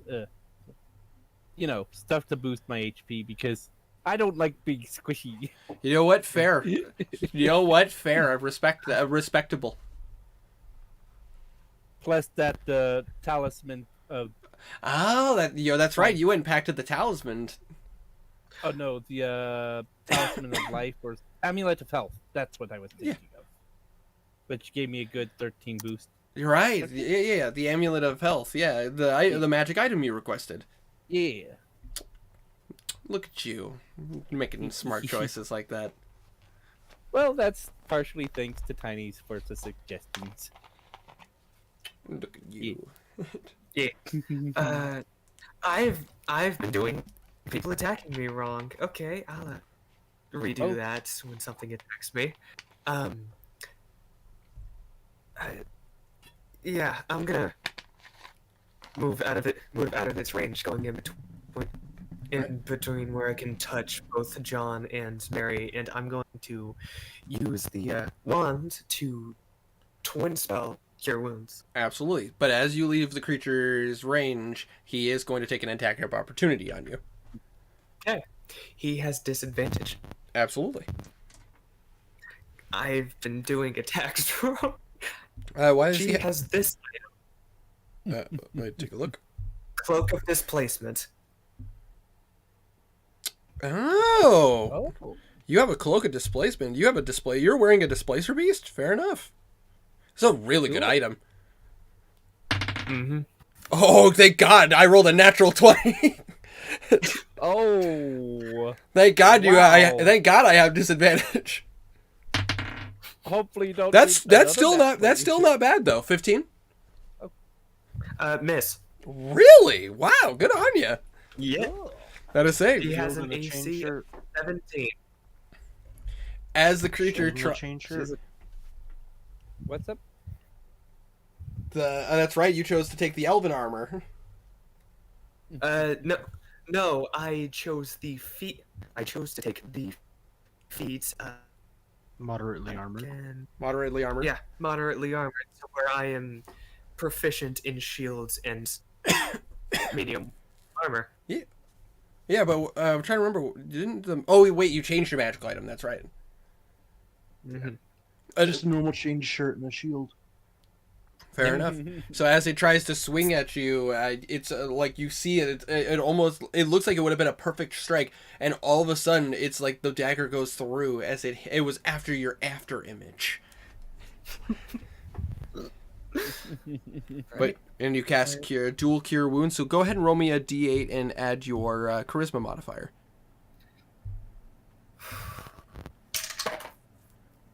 That is an 8. All right, so And 8. my charisma modifier is +4. So both you and so both John and Mary, you each regain 12 hit points. Cool. Max healing. Nice. Good job, guys. Yeah. Yeah, and Indeed.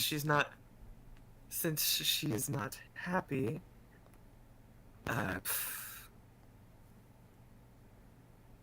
don't like these two guys near me, so I'm going to use my final sorcery point to use Sacred Flame on the two standing in front of Mary. The two that are in front of Mary.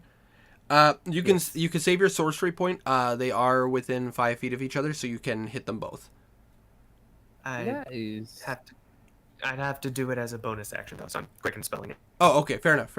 Oh, right, Oh. because you're using quicken spell. Right, sorry, my bad. I thought you were using it for twin spell. I'm like, wait a minute, hold on.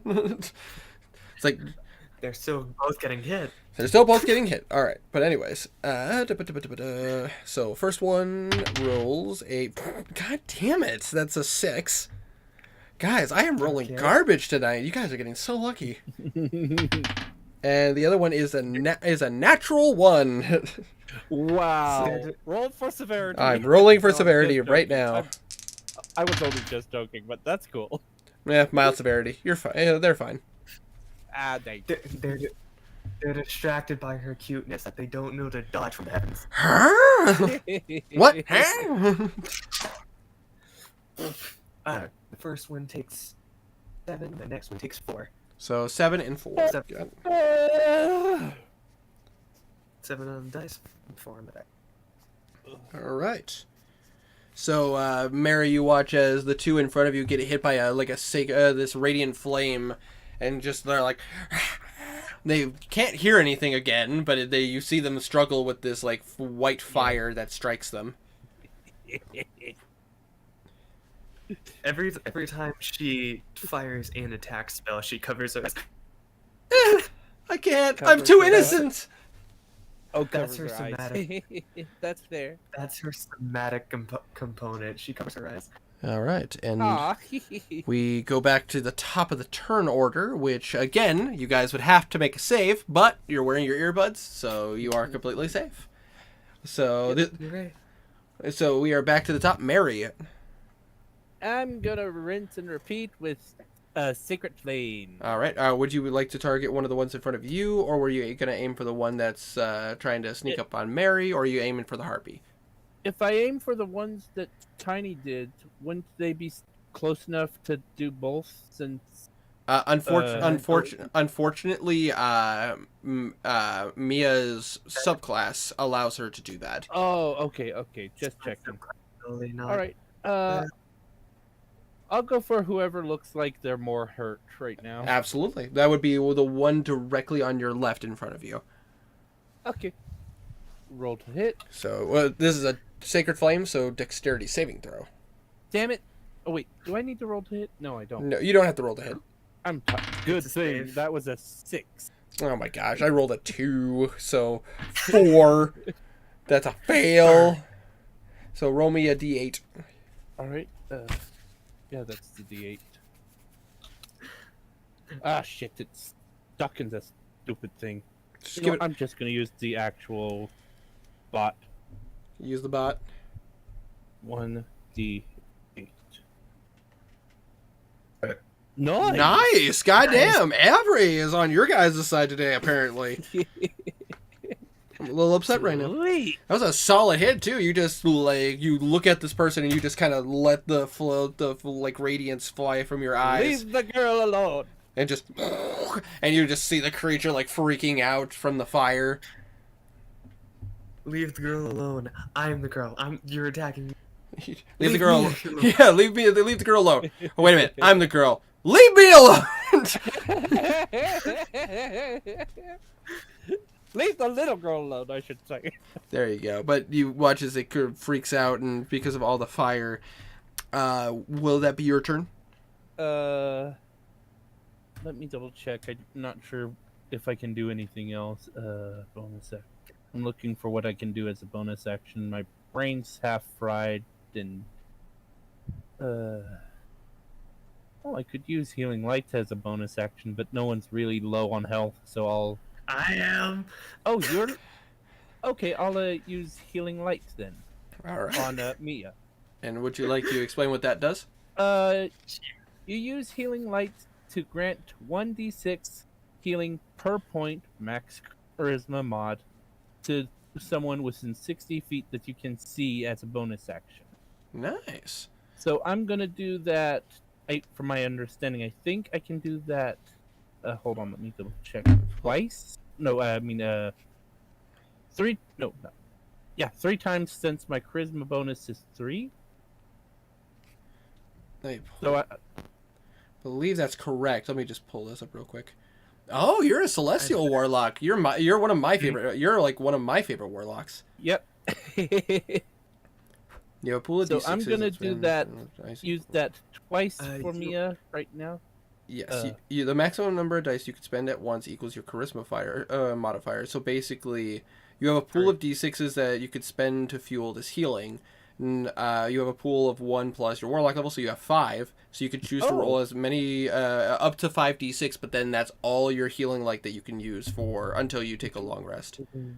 Okay, You can choose to use 3d6 per bonus action because, well, for the first bonus action, because you can use up to your charisma modifier. Yeah, just remember, you have 5 D6s to work with, but You know what? once you deplete them, they are gone until Yeah, you I'll take a only long... use 2 because, as far as I understand, Mia's not that hurt right now. But yeah, Fair enough. It's a good ability, 2, 4. actually. Nice. 8. Nice. You got your... That's Sweet. And that's where I end my turn. All right, place 2 cards face down, end your turn. Yep. All right, it is John's turn. John, what are you doing? Ha! How'd I get my sticky stuff off?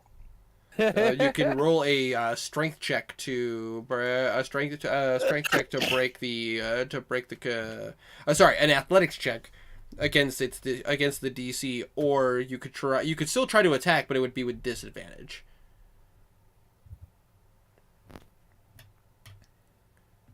Yeah, he's not a very strong person. You know what? Let's shoot this.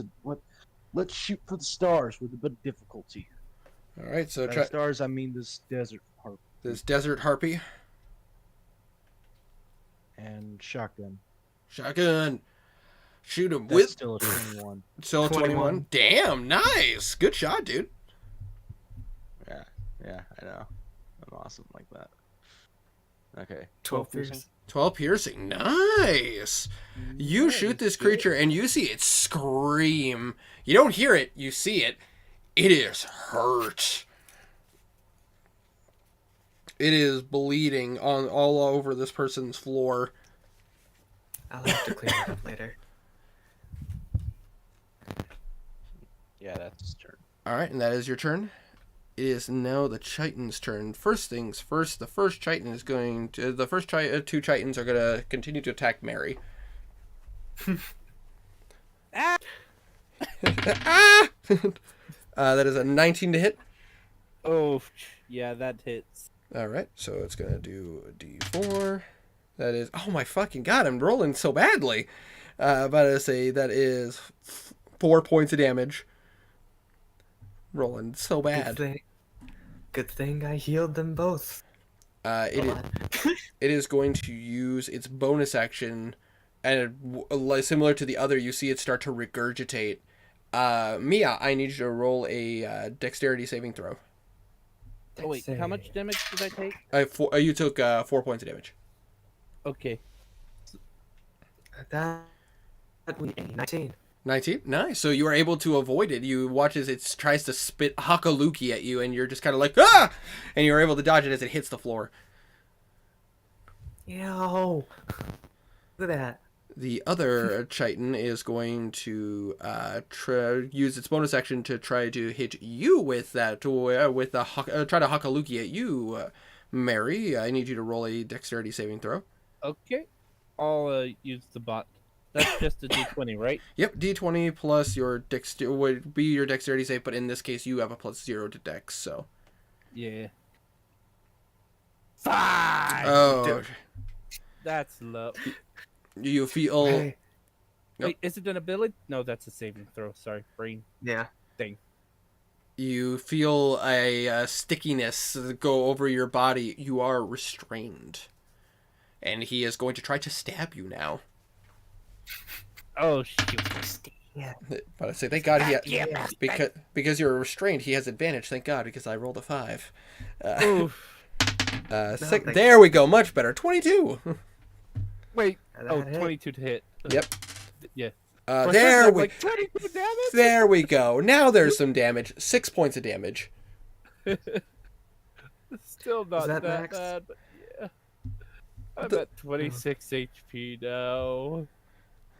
And now the last Chitin is going to Hakaluki and is going to huck it at you, Mia. I need you to roll a dexterity saving throw. Do a flip. She did a flip. 20. 20? That's a success. Similar, you watch as the one behind you tries to do that to you, and you're just like, ah! And you're able to you're able to do a flip and dodge it. Ew. However, the creature is going to charge you and try to swing at you. Alright. With disadvantage. God damn it, it's another nat 20 that is going to... Son of a bitch. That's a 12. Mm. And it's going to use its second attack. Okay. And then still disadvantage. God damn it, 12 again. You're a lucky bitch, god damn it. No, don't touch me. And now it is the harpy's turn. The harpy is having a bad time. The harpy is good experience. The harpy is enraged, and so the harpy is going to double down on its swings on John. So she is going to take she is going to take her claw attack and her stinger attack. Alright. First with the claw, with advantage, because of you're still restrained. That is a 17 to hit. Hit John. That hit John? John? I think John passed out. John! Moron! You guys can tag him, see if you can get him, but otherwise, that's okay. That is saying. We're going to do 2d4. Oh my fucking god, I'm rolling garbage. That's 4 points of damage from the claw. I roll 2 1s. And then rolling for the stinger. And that's all I'm going to try to do. 19, and there we go. We got a soft 20. I cast Silvery Bars. Rolling. That's a 22. Oh. It takes the lowest. So it takes the 20. Yeah. I rolled a 15, 16, and 18 on the die, so it would have hit. Yeah, I think but, even with silver... With the save, he's going to get advantage. Fair enough. That is fair. So first things first for the stinger damage. That is... God damn! I'm rolling really good for the stinger damage. 10 points. Oh. And now I need John to make a saving throw, but Herma's asleep, I think. So I'm gonna roll for him, I guess. Unless Let's save. it is a Constitution saving throw. All right. So he has a +3 to con. +3 to con, and he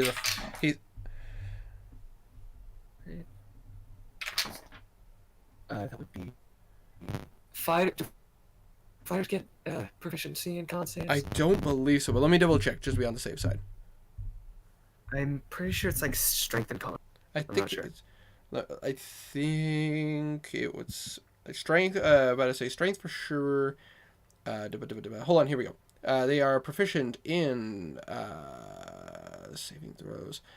Strength. Yes, no, strength and constitution. You are correct. So they do have proficiency. Right. Then it's a 19. That's a 19. That is a success, but you are still going to take half damage from the poison.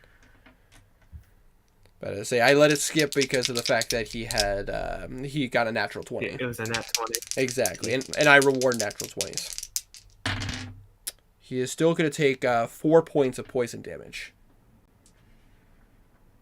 Okay. Alrighty. And hold on one second.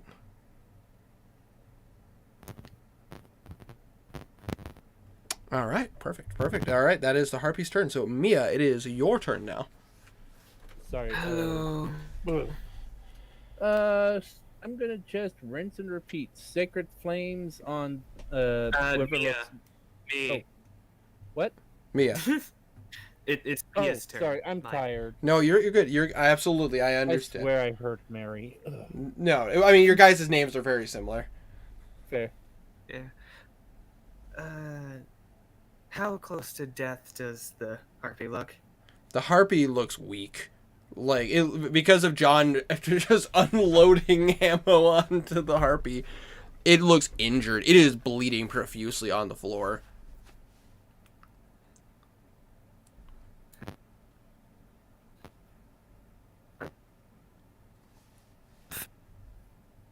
I'm not sure if Tiny's glitching or just not talking. I really want to use sleep on it, but I'm gonna. However, I am going to use a second level magic missile. Second level magic missile on the harpy. Yes. All right, roll me damage. Alright. 44. 44 plus 4. Yes. First one, that's a 3. Second one, that's also a 3. So 6. Third one, that's also a 3. 9. And that's a 2. 11 plus 4. Yeah, so 15. All right. Irmia, how do you want to do this? Damage. Seeing it hurt her brother a lot, slashing him, stabbing him, she summons these four bolts around her hands, aims her hand at it like like a brother does his guns, and says bang. Bang, bang, bang, bang, bang. Nice. It gets 3 to the head and 1 to the chest. All right. And as you do that, you watch as this creature takes it into these different wounds on its body, and it just like starts to. You see parts of its body just start to explode from the inside, bursting outwards. The creature screams, and you watch as it's trying to stay aloft until finally it just hits the ground, and it looks like it's trying to crawl, but it's slow. Eventually stops moving. Great, and I use my final points to a sacred flame and hit the 2 that are in front of. Mary, Yeah, absolutely. Roll to hit. roll dex saves. Oh, right. Sorry, got my attacks mixed up. I apologize. No worries. All right, It's so pretty late. for the first one, oh my god, that is an 11. And It's For the second one, oh my god, that's a 10. I rolled an 8 and a 9. Dude, I am rolling garbage tonight. That just means if I play for my IRL players tomorrow, I'm gonna fucking kill them. Damn. Is the first one the one that's taken a lot of damage? Yes, the first one is the one that has taken a lot of damage. That's an ace. That's an 8. Goddamn. Yeah. Watch. But as Mary, you watch as the one you've been trying to strike down and everything bursts into radiant flame. Familiar sight to you, as you did that to the other. Yeah. And that would be a 7. All right. The other one is doing all right. Hurt, banged up, but not too bad. Burn. And is that your turn? Yeah, that's my turn. All right. Next up would be Mary. Sweet. There's only 2 of these left. One in front of you and one right behind Mia. You know what? Yeah, I'm gonna stick with what works. Sacred Flame. Kill the one in front of you, because it's really hurt. The one in front of me. Absolutely. I'm going to roll that deck save. There we go. There's the save. Shit. That is a 19. Oh yeah, I'm pretty sure that succeeds. Silvery What Bob. would it be? So you want to use your reaction, Silvery Barbs? No. I mean, know. it's a new turn order, so technically you could. It is a new turn order, so I could. I can't do it. I mean, that's up to you. Do you have the spell slot for it? I have one. Actually, do a spell. So do you want to do it? Whatever you want to do is fine. I know. Oh. Yes. All right, Silvery Barbs. Roll. I will roll again. Oh my fucking 7. Sweet. So roll me some damage. Oh, Finally, there's what the does that save. roll No. again? 1d4? I mean, 1d8? 1d8. One. So, rain is really not working right now. It's late. I 3. 3. 3 radiant Hey, damage. hey, damage is damage, man. Damage is damage. Yeah. All right. All And right. that being said, was there anything you want to do with your bonus action, or? Nah, I'm good. John's looking pretty beat up. So Oh play. wait, you know what? Yeah, I'll heal John. All right, heal John. Use your bonus action to use your healing light. Yeah. How much would you like to heal him? 3d6. 3d6. All right, roll me 3d6. Which is Damn, 16. God, Damn. wow, good heal. What was his max Alright. HP and what was he at? Just wondering. I assume he had taken a lot of damage, so he was pretty low. But Fair. Yeah. I would say he was probably around half health. And now with plus 16, he is probably doing just fine now. Yeah. Yeah, his max is 45. Wow. He's the Alright. tank. He's the one we Right. should be hiding behind. And yet, you're the one who charged. Fair. But then again, Mary's crazy. This is true. This is fair. So it fits. So next up would be John, and I assume John is going to shoot his gun. Boom, boom. Probably gonna. Is he gonna shoot the one that's trying to attack Mia or Mary? That's I feel like they'd be going more on protecting Mia. probably. Probably. What do you I'm think? a- What do you think, Herma? I think that's exactly what John would do. You know what, Herma? I can't argue with that. I'm a roll to shoot at the one beside Mia. All right, she rolled it. Go. That's a nat 20. All right, roll me 2d8. Okay. 1. That's 8. The other d8. 2. If we weren't in Six. such closed quarters, I would be using fireball or not fireball. Brain shitting on me. What is? Bombs. I Just saw it. dropping bombs. flaming sphere. Flaming That's what sphere. I mean. Hell yeah. That Rain. would set this place on That's why I can't use it. That's why her Stray's exact words were, "If we were Yeah. not in such close quarters." Not even if we were in close quarters. If we were in a stone place, it'd be fine, but this place is made of wood. So you said Well, 8. true, You true. said 8 and 6. Also, close quarters means burning. I don't know everyone. With the crit, it takes 32 to... Yeah, 8 blows its head off. Like John, did you rolled with disadvantage, right? I did not, because she used silvery barbs. Oh yeah. But I say, oh yeah, to give him advantage, so it would have been a straight roll. Never mind. But I say that was my bad because I'm like, wait a minute, he was webbed. So, Fair. but I say ironically that does not affect Mary because she was casting a spell that required others to make a dex save. Yeah. It's the last living one's turn who's beat up and burned. Yep, it is. That one is going to. Unfortunately, it doesn't have the mind to make the decision to run, so it's just going to keep attacking. It's going to take 2 swings. It's going to pull out another dagger and take 2 swings. Actually, it's going to use its bonus action first. I need Mia to roll a dexterity saving throw. Do a flip. That would be 19. 19, that's a success. You were able to avoid it. Did a flip.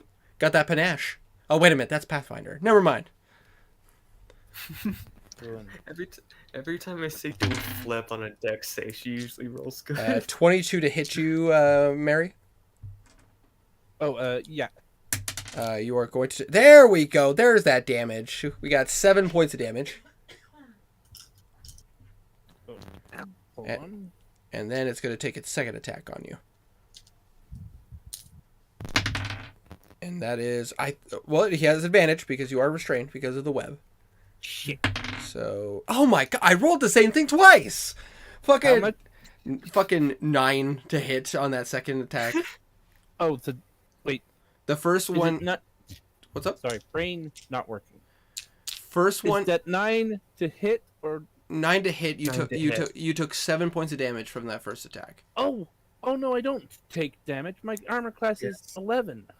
Yep, it'd be that second attack when I rolled and I got a 9. Yeah, it's a miss because your armor class is 11. Okay. But the first one I got a 22 and did 7 points of damage. Okay, yeah. That second attack, however, I rolled double 7s, so 9 to hit, and that misses. Yeah. Okay. Okay. Mia, Cool. Mia, there's one left, and it is currently attacking Mary. Time to wrap this up. I'm gonna use a first level magic missile. All right, roll. You don't have to roll the hit. Roll me damage. Alright. Nice. So first one 2, second one 3, 5, third one 3. 8 plus 4, so 12. Yeah, that kills it. But I say you watch as it just and you watch as the chest blows out. And it is you guys were able to successfully save the people that were inside. Thank God you guys decided. Like honestly, I applaud you guys as players for thinking about getting some earplugs. This fight would have been so much harder because you guys. That's on Morris mostly. He's the one that thought about it. If you guys wouldn't have, you would have been having to make wisdom saving throws at the beginning of every round. Yeah, that would have been miserable. That would have been a rough fight. But I will say, for posterity's sake, just because of the fact that it is 4 o'clock in the morning where I'm at, which means it's 5 in the morning where Tiny's at. For posterity's sake, I assume you guys take the time to kind of clean up the store a little bit.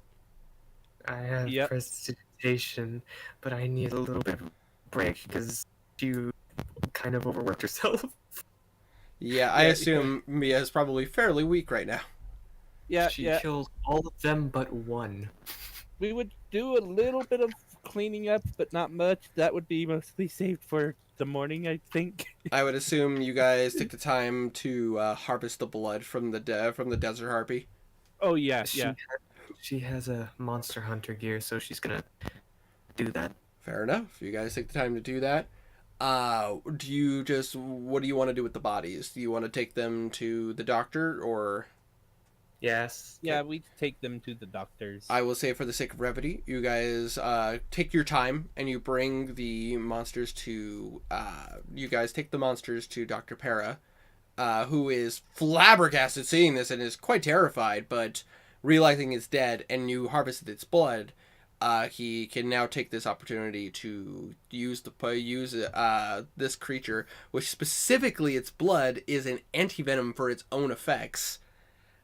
So it is actually using this blood. He will be able to recreate a potion to cure the people who have not fully turned from their condition.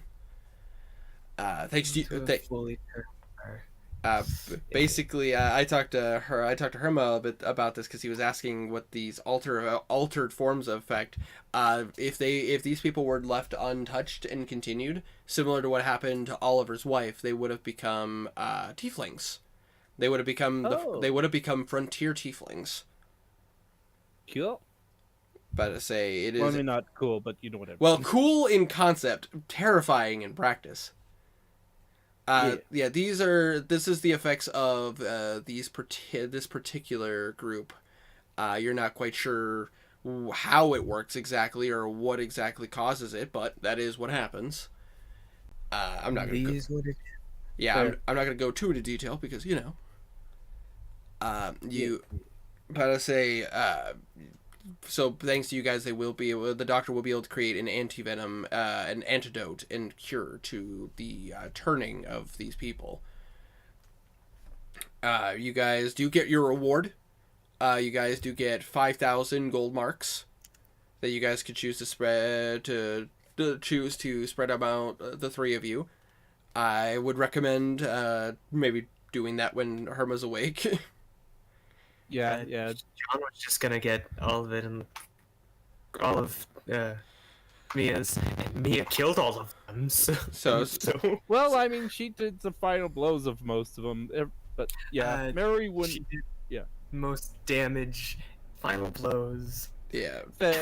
Yeah, I guess you got a point. But there. I do want to point out fucking Mary with the goddamn healing light. Just want to point that out. yeah. But it wasn't that much health, but it was enough to. Hey, having a healing ability like that is fucking useful. That's really good. Thankfully, Mia came in with the Yeah. cure wounds. Indeed. But I'm just saying, this was a team effort. No, but I will actually just say that all Mary would want is 96 gold, because that way she'd have just an even 100, and she doesn't need gold, really. She spends most of her time alone in the desert.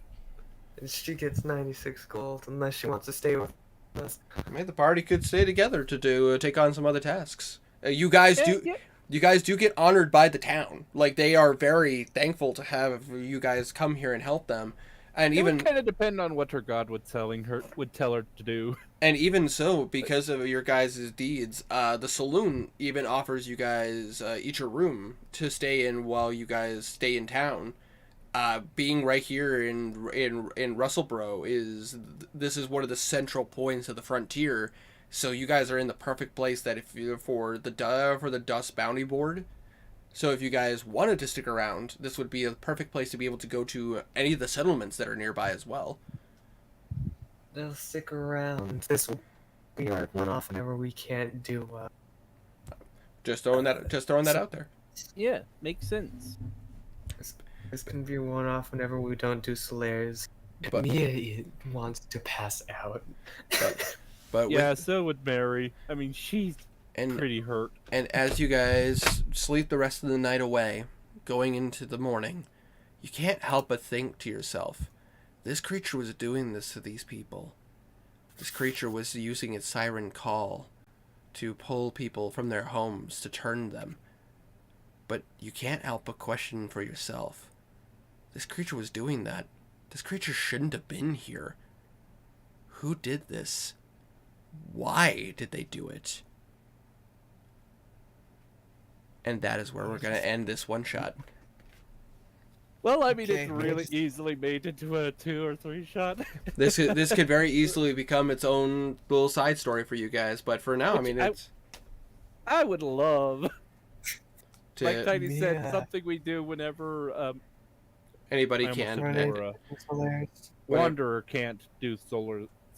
yeah, a fun little side Solars. adventures and everything. But again, I hope you guys enjoy it. This was just a fun little thing I had prepped, and this was a monster that I found. I found a schematic for it, and I was like, I like this, but I want to change a few things. So I made it. I turned it into a desert harpy. I And definitely look forward to doing more of this. but I say Mhm. this stuff is fun. Once- Yes. From the lady in the tavern. Since Mary or since Mia did a lot, would she get a hug? Yes, she would get a hug. Ah, She would Mia be likes hugs. she would be willing to give you a hug because not that you needed to do this to get that, but either way, fair. good congratulations, guys. You guys got the best ending for this one shot. We have to go up and check on the poor store owner. The store owner is okay because you gave him permission to like lock the door and everything, so that you guys chose to be by yourselves downstairs. You saved him from the harpy choosing to go upstairs and handle it. Basically, the harpy can tell when there's an opening to other sections of buildings. So if that door would have been open, she could have used an ability to rush wind into their like living space. Yikes. But because you guys told Oliver to close the door and lock it behind him, he was safe. Kill. Your guys' decisions definitely could have impacted here. The poor daughter. I mean, the daughter's okay. She's safe. And the thing is that her mom is fine. His wife is fine. It's just that she unfortunately she's no longer a elf. She is, well, actually, she's human. He's elven. But she was turned into a tiefling. By the way, Winter, I made a pun and you didn't get it. Yeah, When you say he was a moon elf, and I said me too. Not actually a moon elf. She's a half elf, but she has a moon on her stomach. But I say, you're right, I missed it, and that's my bad. I will punish myself greatly when I go to bed. But I still hope you guys enjoyed this. This was a lot of fun to write. Mia's still innocent, even after Even after even after asking about battle girls and trying to not only fight but kill creatures. To be fair, you killed a monster and like other monstrous creatures. I don't know if like you would count killing those as not being pure, but I mean like that is kind of the purest. she feels like a superhero. Exactly. But this was a fun one shot. I had a lot of fun. I am ending this stream, so for anybody who might watch this one shot in the future, make sure you take care, stay healthy, and most importantly, I hope you all stay frosty.